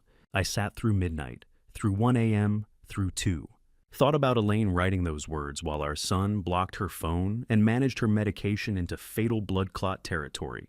Thought about Paloma crying in my kitchen over money she thought was a gift. Thought about the rental agreement making my son my tenant while I investigated him for murder. Thought about Ralph telling me a year was long enough to stop being blind. Thought about Elaine's red rook sitting untouched on the chessboard, exactly where she'd left it the night before she went to the hospital. At 3 a.m., Wednesday morning, I looked at my calendar. 51 days remaining. 51 days to prove forgery and murder or lose my house. I turned on the desk lamp. The sudden light felt like violence after hours of darkness. I picked up my phone and called Sherman. He answered on the third ring voice, groggy. "It's 3 in the morning. I need you to trace a phone number," I said. "The one that called Wilder at 2 a.m., the one with the threat about coming to my house." "I'm already working on it," Sherman said. "At work faster," I said. "I need to know who he owes money to and how much. I need to know if they're connected to the insurance fraud. I need to know everything." There was a pause. "Are you okay?" Sherman asked. "No," I said, "but I will be when this is finished." I hung up. Sat in my study at 3 a.m., with Elaine's diary closed on the desk in front of me. 51 days left to prove what I now knew with absolute certainty. It was time to find out who was calling my son at 2 a.m. with threats. Sherman called me back at 9 Wednesday morning. "Come to my office," he said. "You need to see this in person." Wednesday morning, Sherman slid a single sheet of paper across his desk toward me. The phone number from Wilder's 2 a.m. call traced to a shell company the FBI had been watching for 6 months. "Shell company," Sherman said, pointing to the document. "Registered front for a loan shark operation. FBI's been monitoring them for 6 months. Your son owes $280,000. He paid $150,000 right after the insurance cleared last year." I did the math. So he collected $750,000 from insurance, paid $150,000 immediately, and still owes $130,000? "That's $600,000 in 13 months, Sherman said. "Plus whatever he borrowed on that forged mortgage. He's burning through nearly $1 million in a little over a year." I thought about the designer clothes, the BMW, the lifestyle Wilder and Paloma had maintained while living rent-free in my house. The threatening message, I said, "We come to the house in 3 weeks. That's standard loan shark enforcement. Depois. This standard Sherman confirmed. But here's the problem." He flipped the page, showed me a photocopy of what looked like a loan application. "Look at the contact address they have on file for collection," he said. I read it. "My Westminster address, my house." He gave them your address, Arthur. When they say they're coming to the house, they mean your house, your property. He listed your $1.1 million home as his primary residence for debt collection purposes. My son gave criminals my address. My house was his collateral. "So when they can't find him," I said slowly, "they come here." "And that's how it works," Sherman said. "They don't care whose name is on the deed. They care where their debtor lives. And according to this paperwork, Wilder Stafford lives at your address." I sat back in my chair. "He didn't just steal from me," I said. "He put a target on my house." "Worse," Sherman said. "These aren't street thugs. This is an FBI-monitored operation. If they come to your house for collection and you're there, you could get caught up in federal surveillance. Your name in FBI reports, your property photographed, questions about whether you're involved." "I'm not involved," I said. "You think federal prosecutors care? They see a father and son at the same address, one owing money to organized crime. They start asking questions about family business, about where the money went, about who knew what." I looked at the document again, my address in black and white attached to my son's debt to criminals. "What do?" I asked. "Document everything," Sherman said. "The rental agreement you already have helps proves you're his landlord, not his partner. Keep distance, and pray they don't knock on your door in the next 48 days. I drove home thinking about loan sharks with my address and FBI surveillance potentially photographing my house. 2 days later, Friday morning, day 12 of the countdown, Sherman called again. "We have a bigger problem," he said. I was in my study, closed the door. The FBI has had Wilder's name for 3 months, Sherman said. Not as a debtor, as someone who reported the loan sharks. What? He filed a report claiming the loan sharks were pressuring him into insurance fraud, trying to frame them for forcing him to forge his mother's signature and increase her coverage. I sat down heavily. He's playing both sides, I said. The criminals and the FBI. All sides, Sherman said, including you. My source at the Bureau says Wilder's been cooperative, giving them information about the loan shark operation, positioning himself as a victim who was coerced into fraud to pay gambling debts. But he committed the fraud before he owed them money, I said. The insurance increase was 5 months before Elaine died. The gambling debts came after. You know that, I know that. But the FBI doesn't have the medical records yet. They don't have your wife's diary. All they have is Wilder's story about being pressured by dangerous criminals into forging documents. I looked at Elaine's diary sitting in my locked drawer. He's setting up a defense, I said. Worse, Sherman said. If he feels trapped by your investigation, Arthur, he might try to use you as the fall guy, report you to save himself, claim you knew about the insurance fraud, claim you were complicit, anything to shift blame when the evidence starts closing in. A man who plays everyone eventually plays himself, but he takes you down with him. What do? I asked. The same thing I told you before. Document everything. Keep the diary secured. Keep your distance from him. And whatever you do, don't let him know you're investigating. If he realizes you have evidence that contradicts his FBI story, he becomes dangerous. He already is dangerous, I said. He killed his mother. Different kind of dangerous, Sherman said. Cornered dangerous, self-preservation dangerous, the kind that makes people do desperate things. I hung up, sat in my study, thinking about my son playing the FBI, the loan sharks, and his own father all at once. Then I stood up and walked to my bedroom door, pressed my thumb to the fingerprint scanner, and watched it unlock. I went into the settings, changed the authorized fingerprint, deleted the old code, registered a new one, walked down the hall to the study door, did the same thing. The first time I changed these locks, it was to keep my son out of my private space, to reclaim territory he'd claimed without asking. This time it was to protect myself from what he might do when he realized I was closing in. To protect the diary, the insurance documents, the medical records, all the evidence that proved his FBI story was a lie. Because if Wilder discovered what I had, he wouldn't just manipulate authorities. He'd try to destroy me to save himself. I tested both locks twice. Made sure they responded only to my new fingerprint. Made sure nothing from before would open them now. 48 days left on the countdown, and my son was more dangerous than I'd imagined. Dangerous required evidence, and I was running out of time to gather it. Monday morning, day 15. Sherman called me to his office for a meeting with Priscilla Lambert.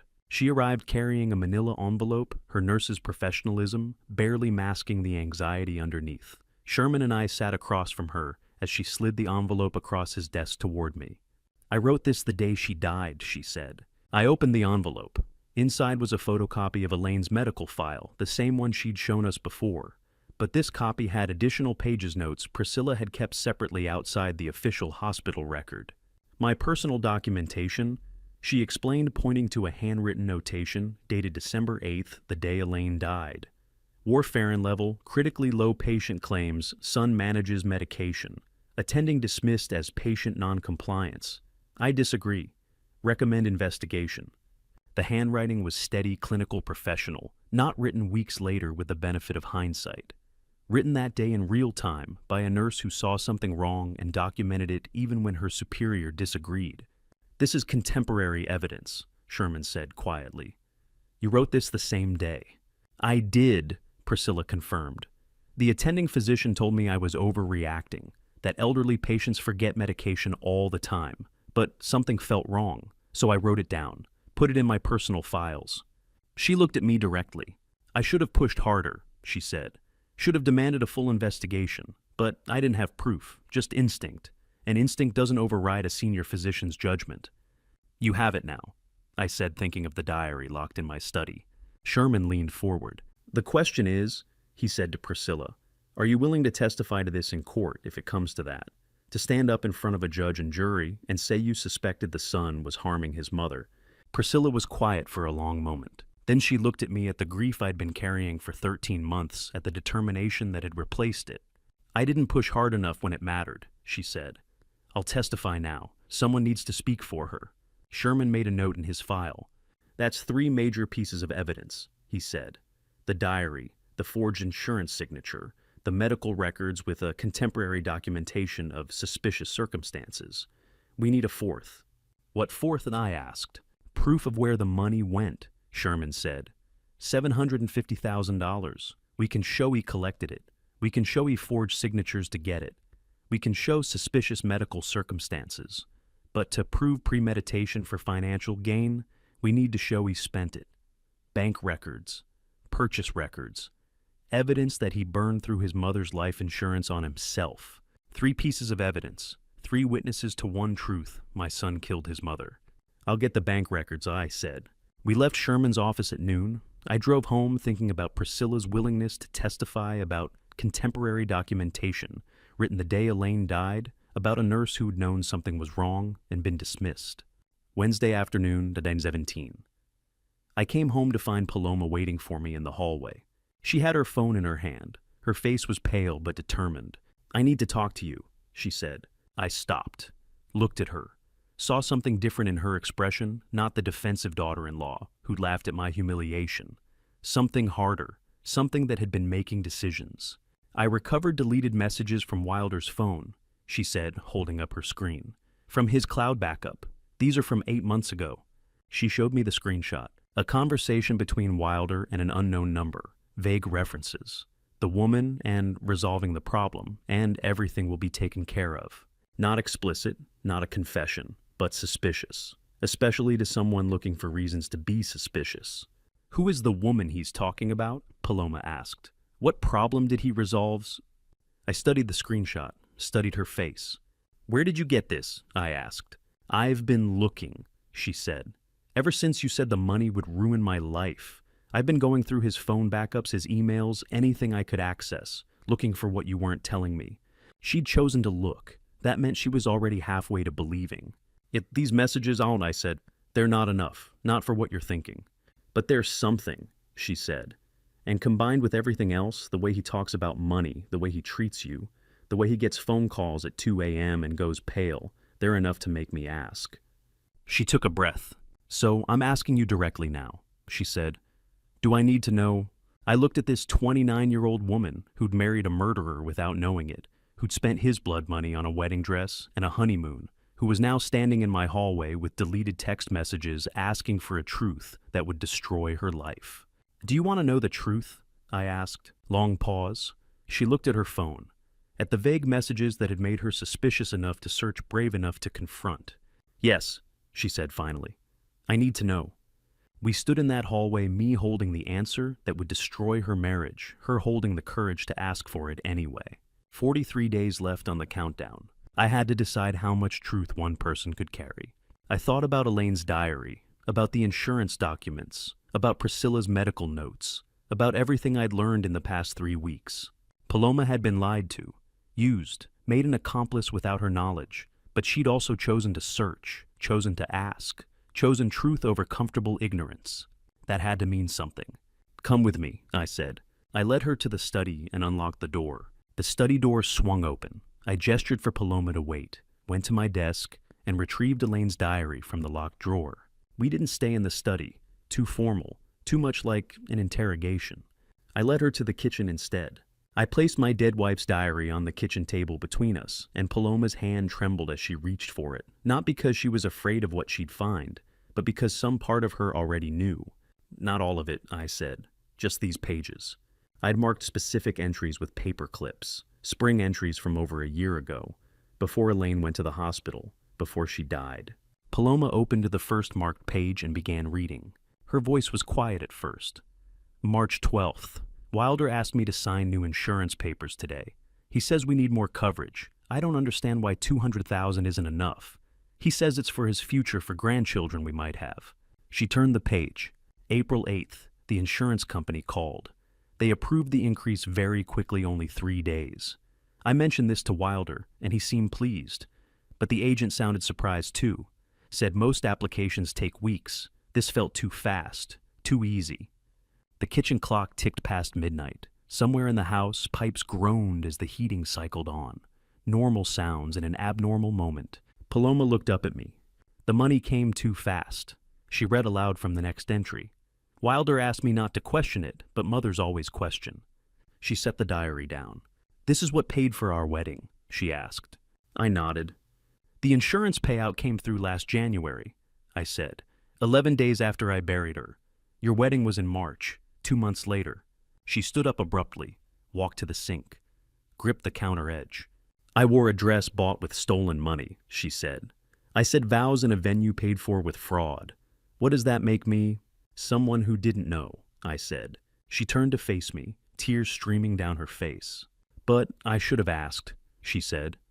"Where does a man with no job suddenly get enough money for a $60,000 wedding?" I should have questioned it. I should have. "You trusted your husband," I said. "That's not a crime." She sat down heavily, the chair scraping against the floor. Pages of the diary scattered slightly from the movement. "I needed you to understand what kind of man you married," I said before I showed this to authorities. "Authorities," she repeated. "You're going to report him." "I already am," I said. She looked at me with something between gratitude and devastation. "Thank you," she whispered, "for not telling me everything at once." I nodded, gathered the diary pages, locked them back in my study. She was still sitting at the kitchen table when I returned. Thursday passed in silence. Paloma stayed in her room. I stayed in mine. The house felt like a shared grief we weren't ready to speak about yet. Friday morning, day 19, Sherman called. "The insurance company is ready to talk," he said.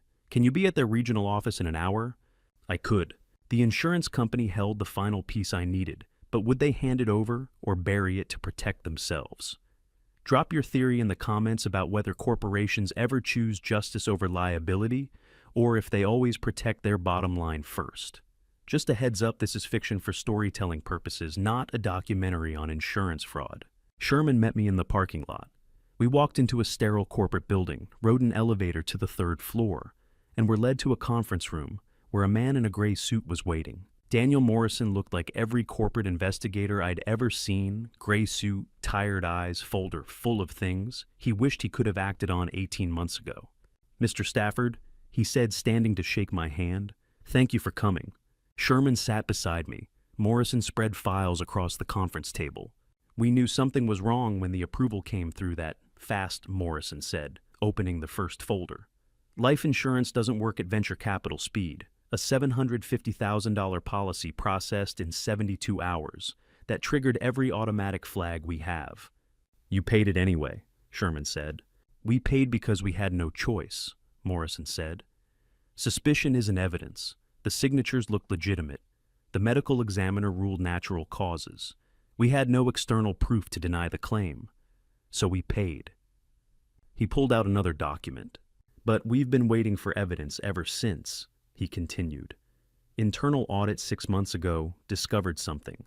One of our employees, Rachel Vasquez, received $15,000 in cash deposits, small increments over 3 weeks, right after approving your wife's policy increase."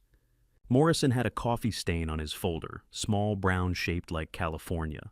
The kind of detail you notice when someone's telling you they've been complicit in a cover-up for 18 months. "We terminated Vasquez," Morrison said, "but we couldn't pursue criminal charges without proof linking the payment to your son, until now." Sherman slid his compiled files across the table. FBI financial records showing Wilder's loan shark debts, medical documentation from Priscilla Lambert, the forged signature analysis. Morrison reviewed each page carefully. When he finished, he looked up at me. "Is that enough now?" I asked. Morrison closed the folder. "More than enough," he said. "We'll file a formal fraud report with law enforcement within 48 hours. Given the medical circumstances, they will likely escalate to homicide investigation." He paused. "You'll need to testify," he said, "to all of it, from the beginning." "I'll testify to everything Ghidorah said, from day one." We left the insurance office at noon, stood in the parking lot beside Sherman's car. "There's 41 days left," Sherman said, referencing the mortgage deadline. 41 days, I repeated. I walked out of that insurance office knowing I'd crossed a line I couldn't uncross. I'd committed to testify from day one, which meant admitting I'd suspected murder the moment I saw my wife's body and spent 60 days proving it. 41 days left on Wilder's countdown. But my own countdown had just started. My countdown started with a phone call Monday morning. Sherman's voice on the phone sounded like he'd aged a decade in the 48 hours since our insurance meeting. And when he told me what he'd found in the hospital records, I understood why. I went back through every page of Elaine's medical file, he said. The official records, the nursing logs, everything. Found something the hospital didn't flag. I was in my study, closed the door. What did you find? The nurse's office log shows 4 outgoing calls to your number, Sherman said.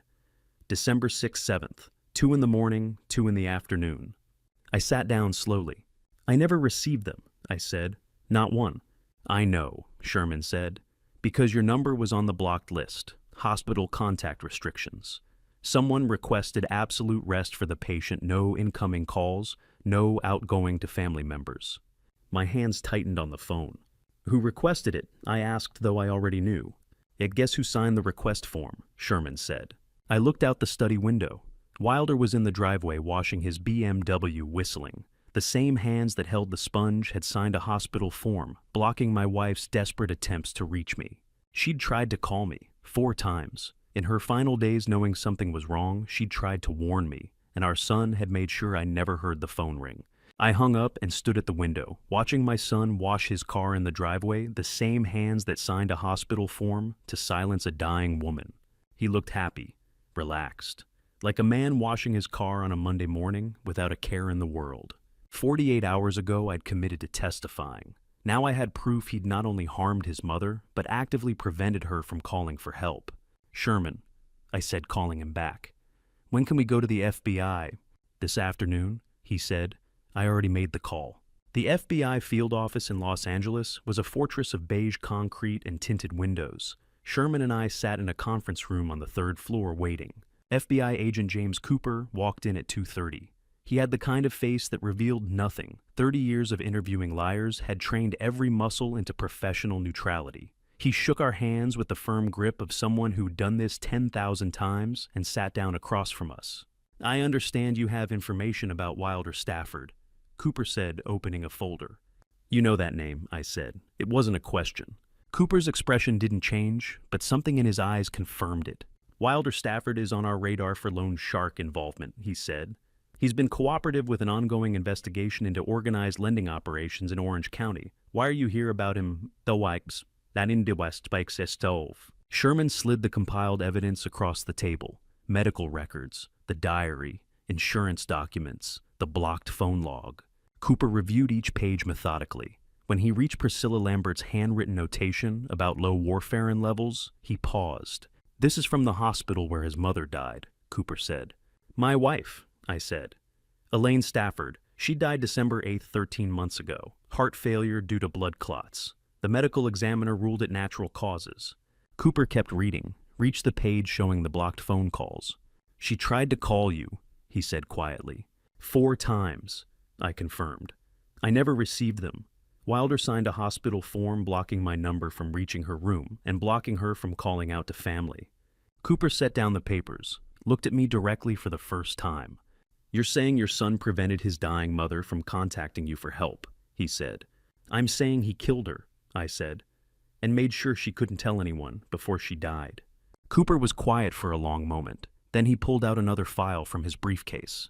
Wilder Stafford came to us 3 months ago, Cooper said, claiming loan sharks were pressuring him into insurance fraud. He positioned himself as a victim, being coerced into forging signatures and staging false claims. He was setting up his defense, Sherman said. Yes, Cooper agreed. But this, he tapped the medical records. This is a completely different charge. This isn't financial fraud under duress. This is potential homicide for financial gain. She was dying and she tried to reach me, I said, 4 times, and he made sure I never knew. Cooper's office walls were covered with surveillance photos of men who thought they'd gotten away with it. Wilder would be joining them soon. What do you need from me? I asked. Testimony, Cooper said. All of it. The timeline, the insurance, increased the medical circumstances, your wife's suspicions documented in the diary. We'll need the original diary as evidence. The hospital will cooperate once we have a warrant. The insurance company's fraud report will support the financial motive. He closed the folder. 2 weeks, he said. We'll need 2 weeks to build the case, properly coordinate with the insurance fraud division, and get medical expert testimony. We'll have enough for an arrest warrant by mid-January. 2 weeks, I repeated. Is that acceptable? Cooper asked. I thought about Elaine trying to call me from a hospital bed. Thought about Wilder whistling while washing his car. Thought about the forged mortgage deadline still ticking down with 38 days remaining. It's acceptable, I said. We left the FBI building at 4 in the afternoon. The January sun was already low on the horizon, casting long shadows across the parking lot. Sherman and I got into his car. He didn't start the engine right away. Are you sure you want to do this? He asked. I looked at the FBI building behind us, thought about 4 unanswered phone calls from a hospital room, about a woman dying alone because someone decided she shouldn't speak. She called me 4 times, I said. I'm sure. Sherman drove me home in silence. I was sure. The FBI was sure. 2 weeks until the arrest. 2 days after I told the FBI, I was sure Wilder walked into the dining room and asked if I'd consider selling my dead wife's house so he could buy his own. Wednesday evening.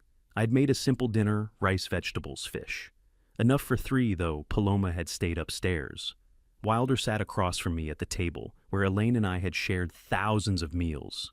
He'd been quieter than usual the past few days, watching me, like an animal that senses a trap but can't see the mechanism yet. I've been thinking, he said, pushing food around his plate. What if you sold this house? You don't need all this space. You could downsize, give me a share of the proceeds so Paloma and I could buy our own place. Start fresh. I set down my chopsticks.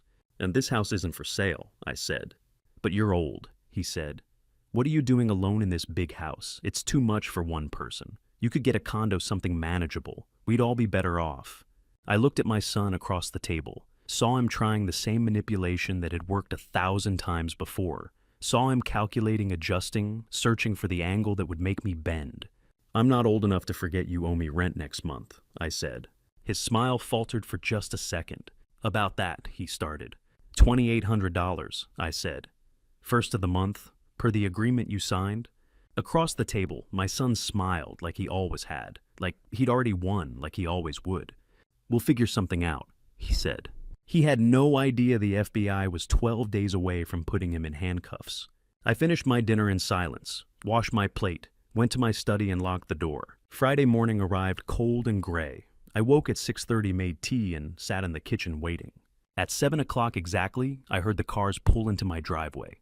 3 vehicles, 6 agents. I watched through the window as James Cooper stepped out of the first car wearing a dark suit and the same neutral expression he'd worn in his office. I walked to the front door and opened it before they could knock. Cooper stood on my porch with 2 other agents flanking him. Behind them, 3 more agents waited by the cars. Mr. Stafford, Cooper said. We have a warrant for Wilder Stafford's arrest. He's upstairs, I said. 2nd bedroom on the right.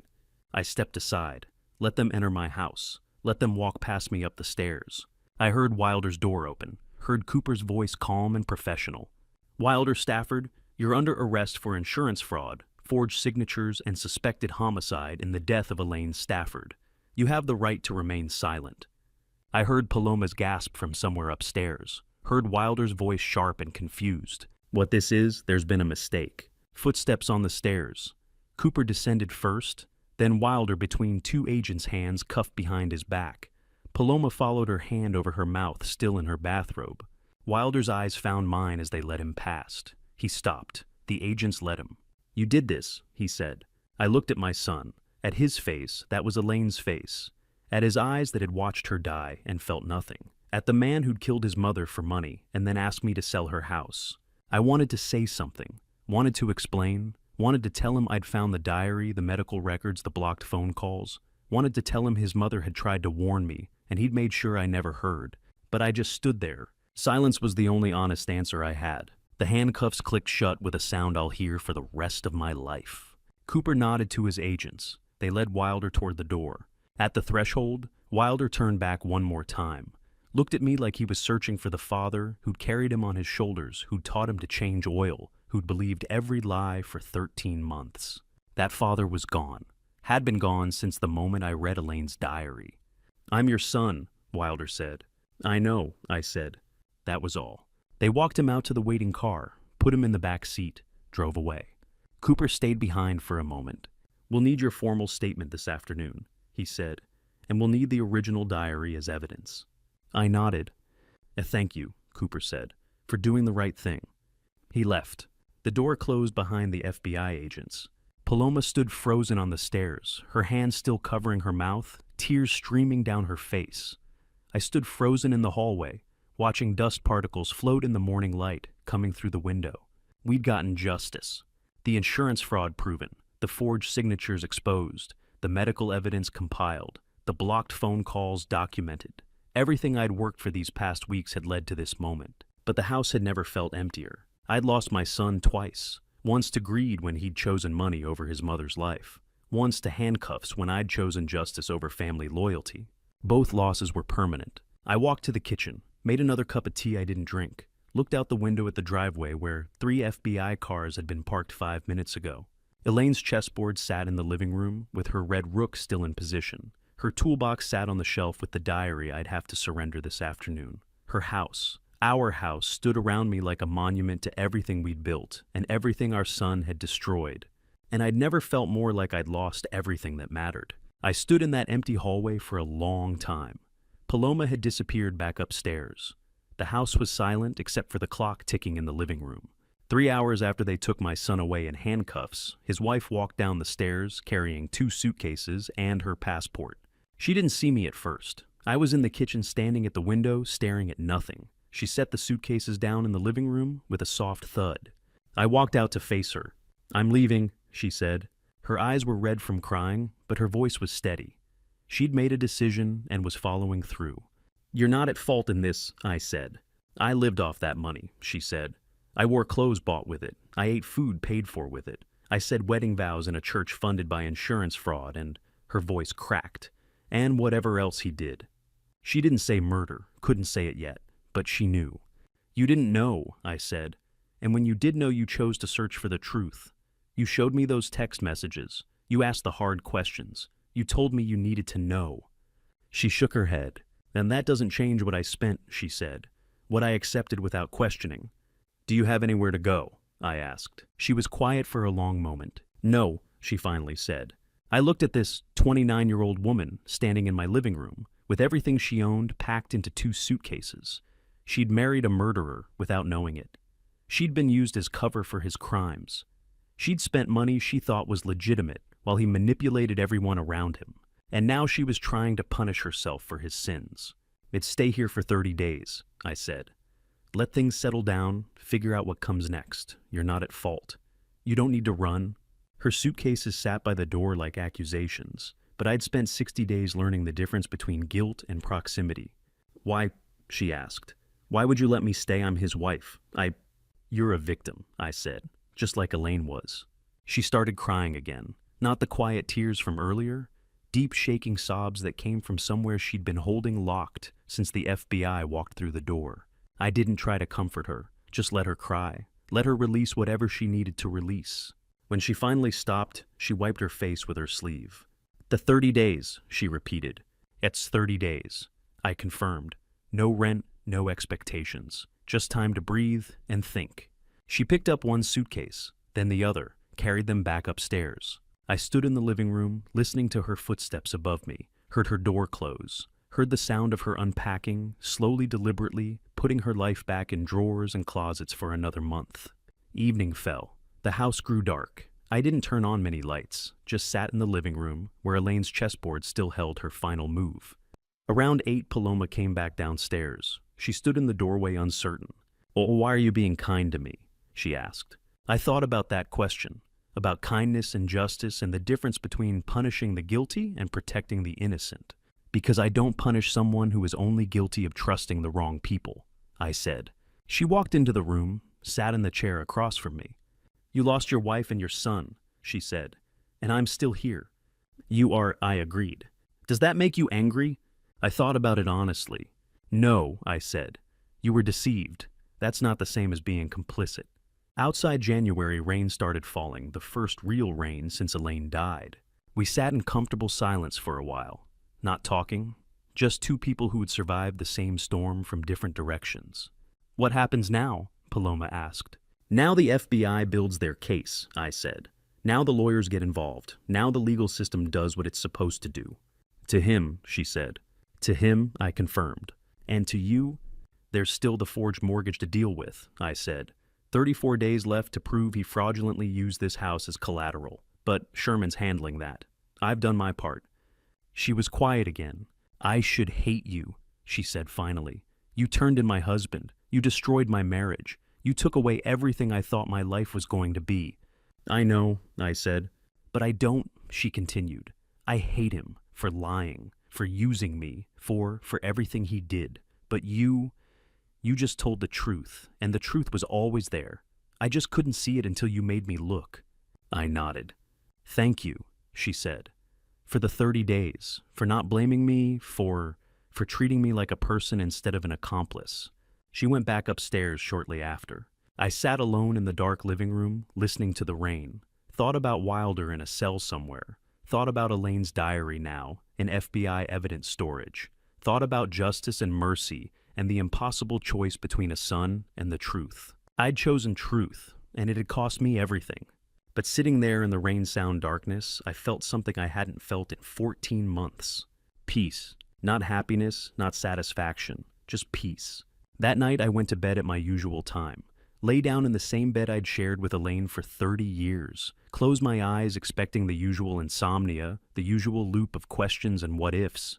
Instead, I slept without nightmares for the first time in 14 months. Not because my son was in a cell, not because justice had been served, not because I'd won some battle, but because I'd chosen mercy over judgment for someone who deserved it. Because I'd extended grace to Paloma when I could have extended blame. Because somewhere in the past 60 days of investigation and evidence and confrontation, I'd learned that revenge and justice weren't the same thing. And neither one brought peace. Only mercy did that. 34 days remained on Wilder's forged mortgage deadline, but that was a problem for tomorrow. Tonight, for the first time since I'd buried my wife, I slept soundly. 9 days after I gave her 30, Paloma came downstairs with her suitcases repacked lighter this time, like she'd left part of her old life behind. I was at the kitchen table with coffee that had gone cold an hour ago, staring at the mortgage deadline calendar on the wall. 18 days left. The FBI had Wilder in custody, but his forged loan was still a ticking clock strapped to my house. You're leaving early, I said, not a question. Paloma set her bags by the door, just 2 this time, not the mountain of designer luggage she'd arrived with. I found a studio in Long Beach, month-to-month lease. I start at the hospital full-time on Monday. She pulled an envelope from her purse and set it on the table between us. Through the paper, I could see the outline of a check. $3,200, she said. 2 months rent like we agreed. You gave me 30 days. I'm leaving on day 9. It's only fair. I looked at the envelope but didn't touch it. Keep it. Mr. Stafford. You need first month's rent for Long Beach. Security deposit. You're starting over. Keep it. Her hand trembled as she pushed the envelope closer. Please, I need to pay what I owe. I picked up the envelope, opened it, and pulled out the check. Her handwriting was surprisingly neat, the kind of penmanship they don't teach anymore. Pay to the order of Arthur Stafford. $3,200. I tore it in half, then tore it again, and again. You don't owe me rent, I said, dropping the pieces in the trash can beside the table. You owe yourself a different life than the one my son was selling you? Paloma's eyes filled, but she didn't cry. Just nodded, picked up her bags, and walked to the door. She paused with her hand on the knob. That night at the restaurant when I first met him, he told me his mother had just died. He cried. I thought I was comforting someone who was grieving. Her voice cracked. I didn't know I was comforting her killer. I know, I said. Go build something real, Paloma. You're 29. You've got time. After she left, I looked down at the trash can. The torn check pieces in the trash looked like snow. I didn't leave the house for 2 days. Didn't answer the phone. Didn't open the mail. The mortgage deadline calendar stared at me from the wall. 16 days, 15 days, 14 days. Each one crossed off with a red marker that felt heavier every morning. On day 38, the doorbell rang. Thomas and Martha Evans stood on my porch with a casserole dish covered in foil, my next-door neighbors for 11 years, and I'd probably spoken to them a dozen times total. We heard about your son, Susan said quietly. We're so sorry, Arthur. I didn't know what to say to that. Sorry my son murdered his mother. Sorry he got caught. Richard held out the casserole. It's chicken pot pie. Susan makes it when Well, when words don't help. I took the dish because refusing felt cruel. Thank you. They didn't stay, didn't ask questions, just a nod and a hand on my shoulder from Richard, and they were gone. The pot pie sat in my fridge for 3 days before I heated a portion. It was good, better than anything I'd made myself in a month. I ate it standing at the counter crying for the first time since Wilder's arrest. Not for him. Not even for Elaine. Just crying because 2 people I barely knew had seen me drowning and thrown me a rope made of chicken and pastry crust. Ralph showed up on day 40. Let himself in through the back door like he'd done 1,000 times over 30 years of friendship. "You look like hell," he said, dropping into the chair across from me. "I feel worse." He studied me with those sharp eyes that had observed people's darkest and brightest days for 40 years. "Do you regret it? Turning him in?" I'd been asking myself that question for 9 days straight. Every morning I woke up. Every night I couldn't sleep. "No," I said finally. "I regret that it was necessary. I'll regret that for the rest of my life. But turning him in, Number Elaine deserved justice more than Wilder deserved protection." Ralph nodded slowly. "Good. Because the Arthur I've known for 3 decades wouldn't have been able to live with himself if he'd chosen differently. I'm not sure I can live with this choice either." "Maybe not," Ralph said, "but at least you'll die honest." After he left, I sat at Elaine's old writing desk in the study, the one she'd used for thank you notes and Christmas cards and the occasional letter to her sister in Portland. I pulled out a sheet of her stationery, cream-colored, with her initials embossed at the top. My hand shook as I wrote his name on the envelope. Wilder. Not son, not dear Wilder, just his name like an accusation. I wrote for an hour, crossed out whole paragraphs, started over. The words came in fragments. "You killed the only person who loved you unconditionally. I don't know if you felt anything when you put that pillow over her face. She used to brag about you to her book club, even after you stopped calling. I should have seen it sooner, the financial requests, the visits that only came when you needed something." The letter grew to 3 pages before I finally wrote the only sentence that mattered. "I will never forgive you, but I will always be your father, and that is a prison sentence I'll serve until I die." I folded the pages, slid them into the envelope with his name on it, and reached for the desk drawer where Elaine kept her sealing wax. A vintage set I'd given her on our 20th anniversary burgundy wax she'd only used for special occasions. My hand hovered over the drawer pull. I couldn't open it. Couldn't seal the letter, couldn't make it final. I placed the unsealed envelope in the locked drawer, where I kept Elaine's jewelry and the deed to the house. Things that mattered, things I needed to protect. The letter sat in the locked drawer unsealed. Maybe someday I'd finish it, seal it, send it. Maybe someday Wilder would deserve to read it. But 18 days remained on his forged mortgage deadline, and I still had one more fight left. The physical reclamation of my house became a battle against stained walls and worn carpet, a slow process of erasing the evidence that my son had ever lived here.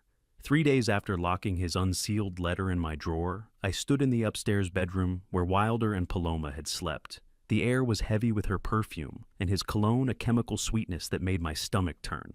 I threw open both windows, letting the freezing February breeze strip the scent away. I began by repairing the electrical outlets Wilder had violently yanked from the drywall. After cutting the power, I pulled the damaged boxes and wired new ones. My back protested, but my hands remembered the labor. At 60, I was still doing my own electrical work. Next came the carpet, which I tore up in long, heavy strips. Beneath it lay the original hardwood Elaine and I had installed back in 1998. The gray fibers were ruined with deep stains, residue from a relationship entirely built on greed and betrayal. I rented a heavy floor sander and spent 2 days on my knees stripping the wood down to bare grain. Dust filled my hair and settled deep into the creases of my palms, but I welcomed the exhaustion. Every stroke of the sander felt like physically scrubbing my son out of the house. On day 48, Ralph found me standing on a ladder, rolling fresh white primer over walls that had been beige for 15 years. He watched from the doorway before asking, "You're doing all this yourself?" Without looking down, I kept the roller moving in steady vertical lines. "I've done it all myself for 60 years, I replied quietly. The familiar words hung between us. It was the exact phrase I had thrown at Wilder months ago, when I was blind and angry, but now it was just a quiet statement of fact.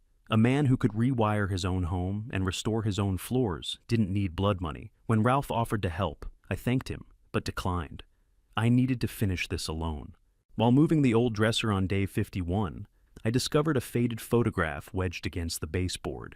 It was a picture of Wilder at 8 years old, grinning as he sat balanced on my shoulders at the Long Beach pier, while Elaine held the camera. I stared at his small hands holding my head completely frozen for 20 minutes. I searched that young boy's face, desperately trying to find the exact moment the crack formed the choice that turned a laughing child into a man capable of ending his mother's life for an insurance payout. I couldn't find it. I could only remember the weight of him on my shoulders and his absolute confidence that I would never let him fall. I placed the photograph in the locked drawer, with the letter unsure if I would ever understand it. By day 55, the upstairs renovation was complete. The spaces were empty clean and painted fresh. The upcoming mortgage deadline felt like a physical weight on my chest each morning, but the house was finally silent. On day 58, Ralph walked in carrying a Chinese chess set. "You've been working for 2 weeks," he said, setting the board on the coffee table. "Sit down." I lowered myself into my usual chair, looking at the pieces. Ralph had arranged the starting positions, but he carefully worked around the center of the board. Elaine's red rook remained exactly 3 spaces forward and 2 spaces right, the last move she had made the morning before she died. Ralph left that specific square occupied by a ghost. We played until noon in total silence, the quiet click of wooden pieces echoing in the room, while winter sunlight cut through the window. "What will you do now?" Ralph asked, advancing his chariot.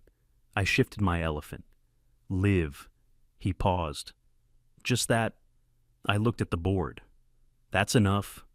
The game eventually drifted into a natural stalemate. Ralph packed his pieces at sunset, leaving the red rook untouched.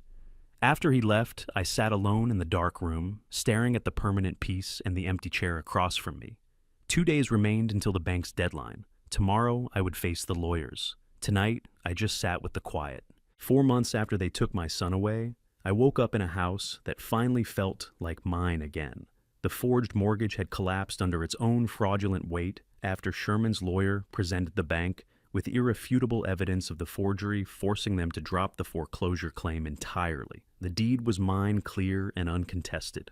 May sunlight filled the kitchen as I brewed loose-leaf tea exactly 3 minutes the way Elaine used to. Looking out at the quiet Westminster yard, the space felt clean. The garage door was shut, housing my pristine F-15. Oh, where Wilder's dripping BMW used to sit. In the living room, Elaine's red rook remained in its permanent position on the chessboard. My phone buzzed on the counter. Sherman's text read, "Wilder's trial 18 months from now. Do you want to be a witness?" I stared at the screen. Elaine had been gone that long already. I hit reply and typed one word, "Yes." I walked into the study to retrieve Elaine's mechanical toolbox, returned by Agent Cooper after the investigation. Opening the heavy brass latches, I looked past her clock repair tools to the very bottom. There lay the single folded page I had torn out months ago, the one that read, "If something happens to me, give this to Arthur." I unfolded it, reading her neat teacher's script. She had written a message of absolute grace telling me she never blamed me for the emotional distance that she understood, and that she loved me unconditionally. She had written words of profound comfort for a husband she trusted entirely, unaware that it was our own son who would end her life weeks later. "I kept it safe," I whispered to the empty room. "Just for you." I refolded the paper along its original creases and placed it back at the bottom of the foam lining. This wasn't about closure. It was about keeping a promise to the only woman I ever loved. I fastened the latches and returned the heavy toolbox to its shelf. Standing in the doorway, I looked out at the ordinary morning. I was a 60-year-old man living alone, but the air was clear. The house was quiet. The truth was out. And I had finally found my peace. And to you listening to my story, remember this blood doesn't give anyone the right to betray you, and choosing truth over family loyalty isn't cruelty. It's courage. I spent years ignoring the signs because I didn't want to see what my son had become. I told myself every missed call, every financial request, every lie was just a phase. Don't make my mistake. When someone shows you who they are through their actions, believe them the first time, even if it's your own child. That's the hardest lesson any family story can teach. This family betrayal taught me that justice and mercy aren't opposites, they're partners. I turned my son over to the FBI, but I also gave my daughter-in-law a second chance because every family story deserves nuance, not just anger. Some people deserve consequences. Others deserve grace. I believe God gave me the strength to do what was right, even when it broke my heart. Family betrayal tests your character, but choosing truth over comfort is what defines you. If this family story moved you, please leave a comment and tell me, would you have done what I did? Could you turn in your own child? Share this with someone who needs to hear that choosing truth isn't betrayal. And if you're new to family betrayal, please subscribe. There are more stories here that might help you make sense of your own. Thank you for staying until the very end. Your time and attention mean more than you know. A final note. Some details in this family betrayal have been adjusted for storytelling, but the heart of the lesson remains true. May you find the courage to choose what's right even when it costs you everything.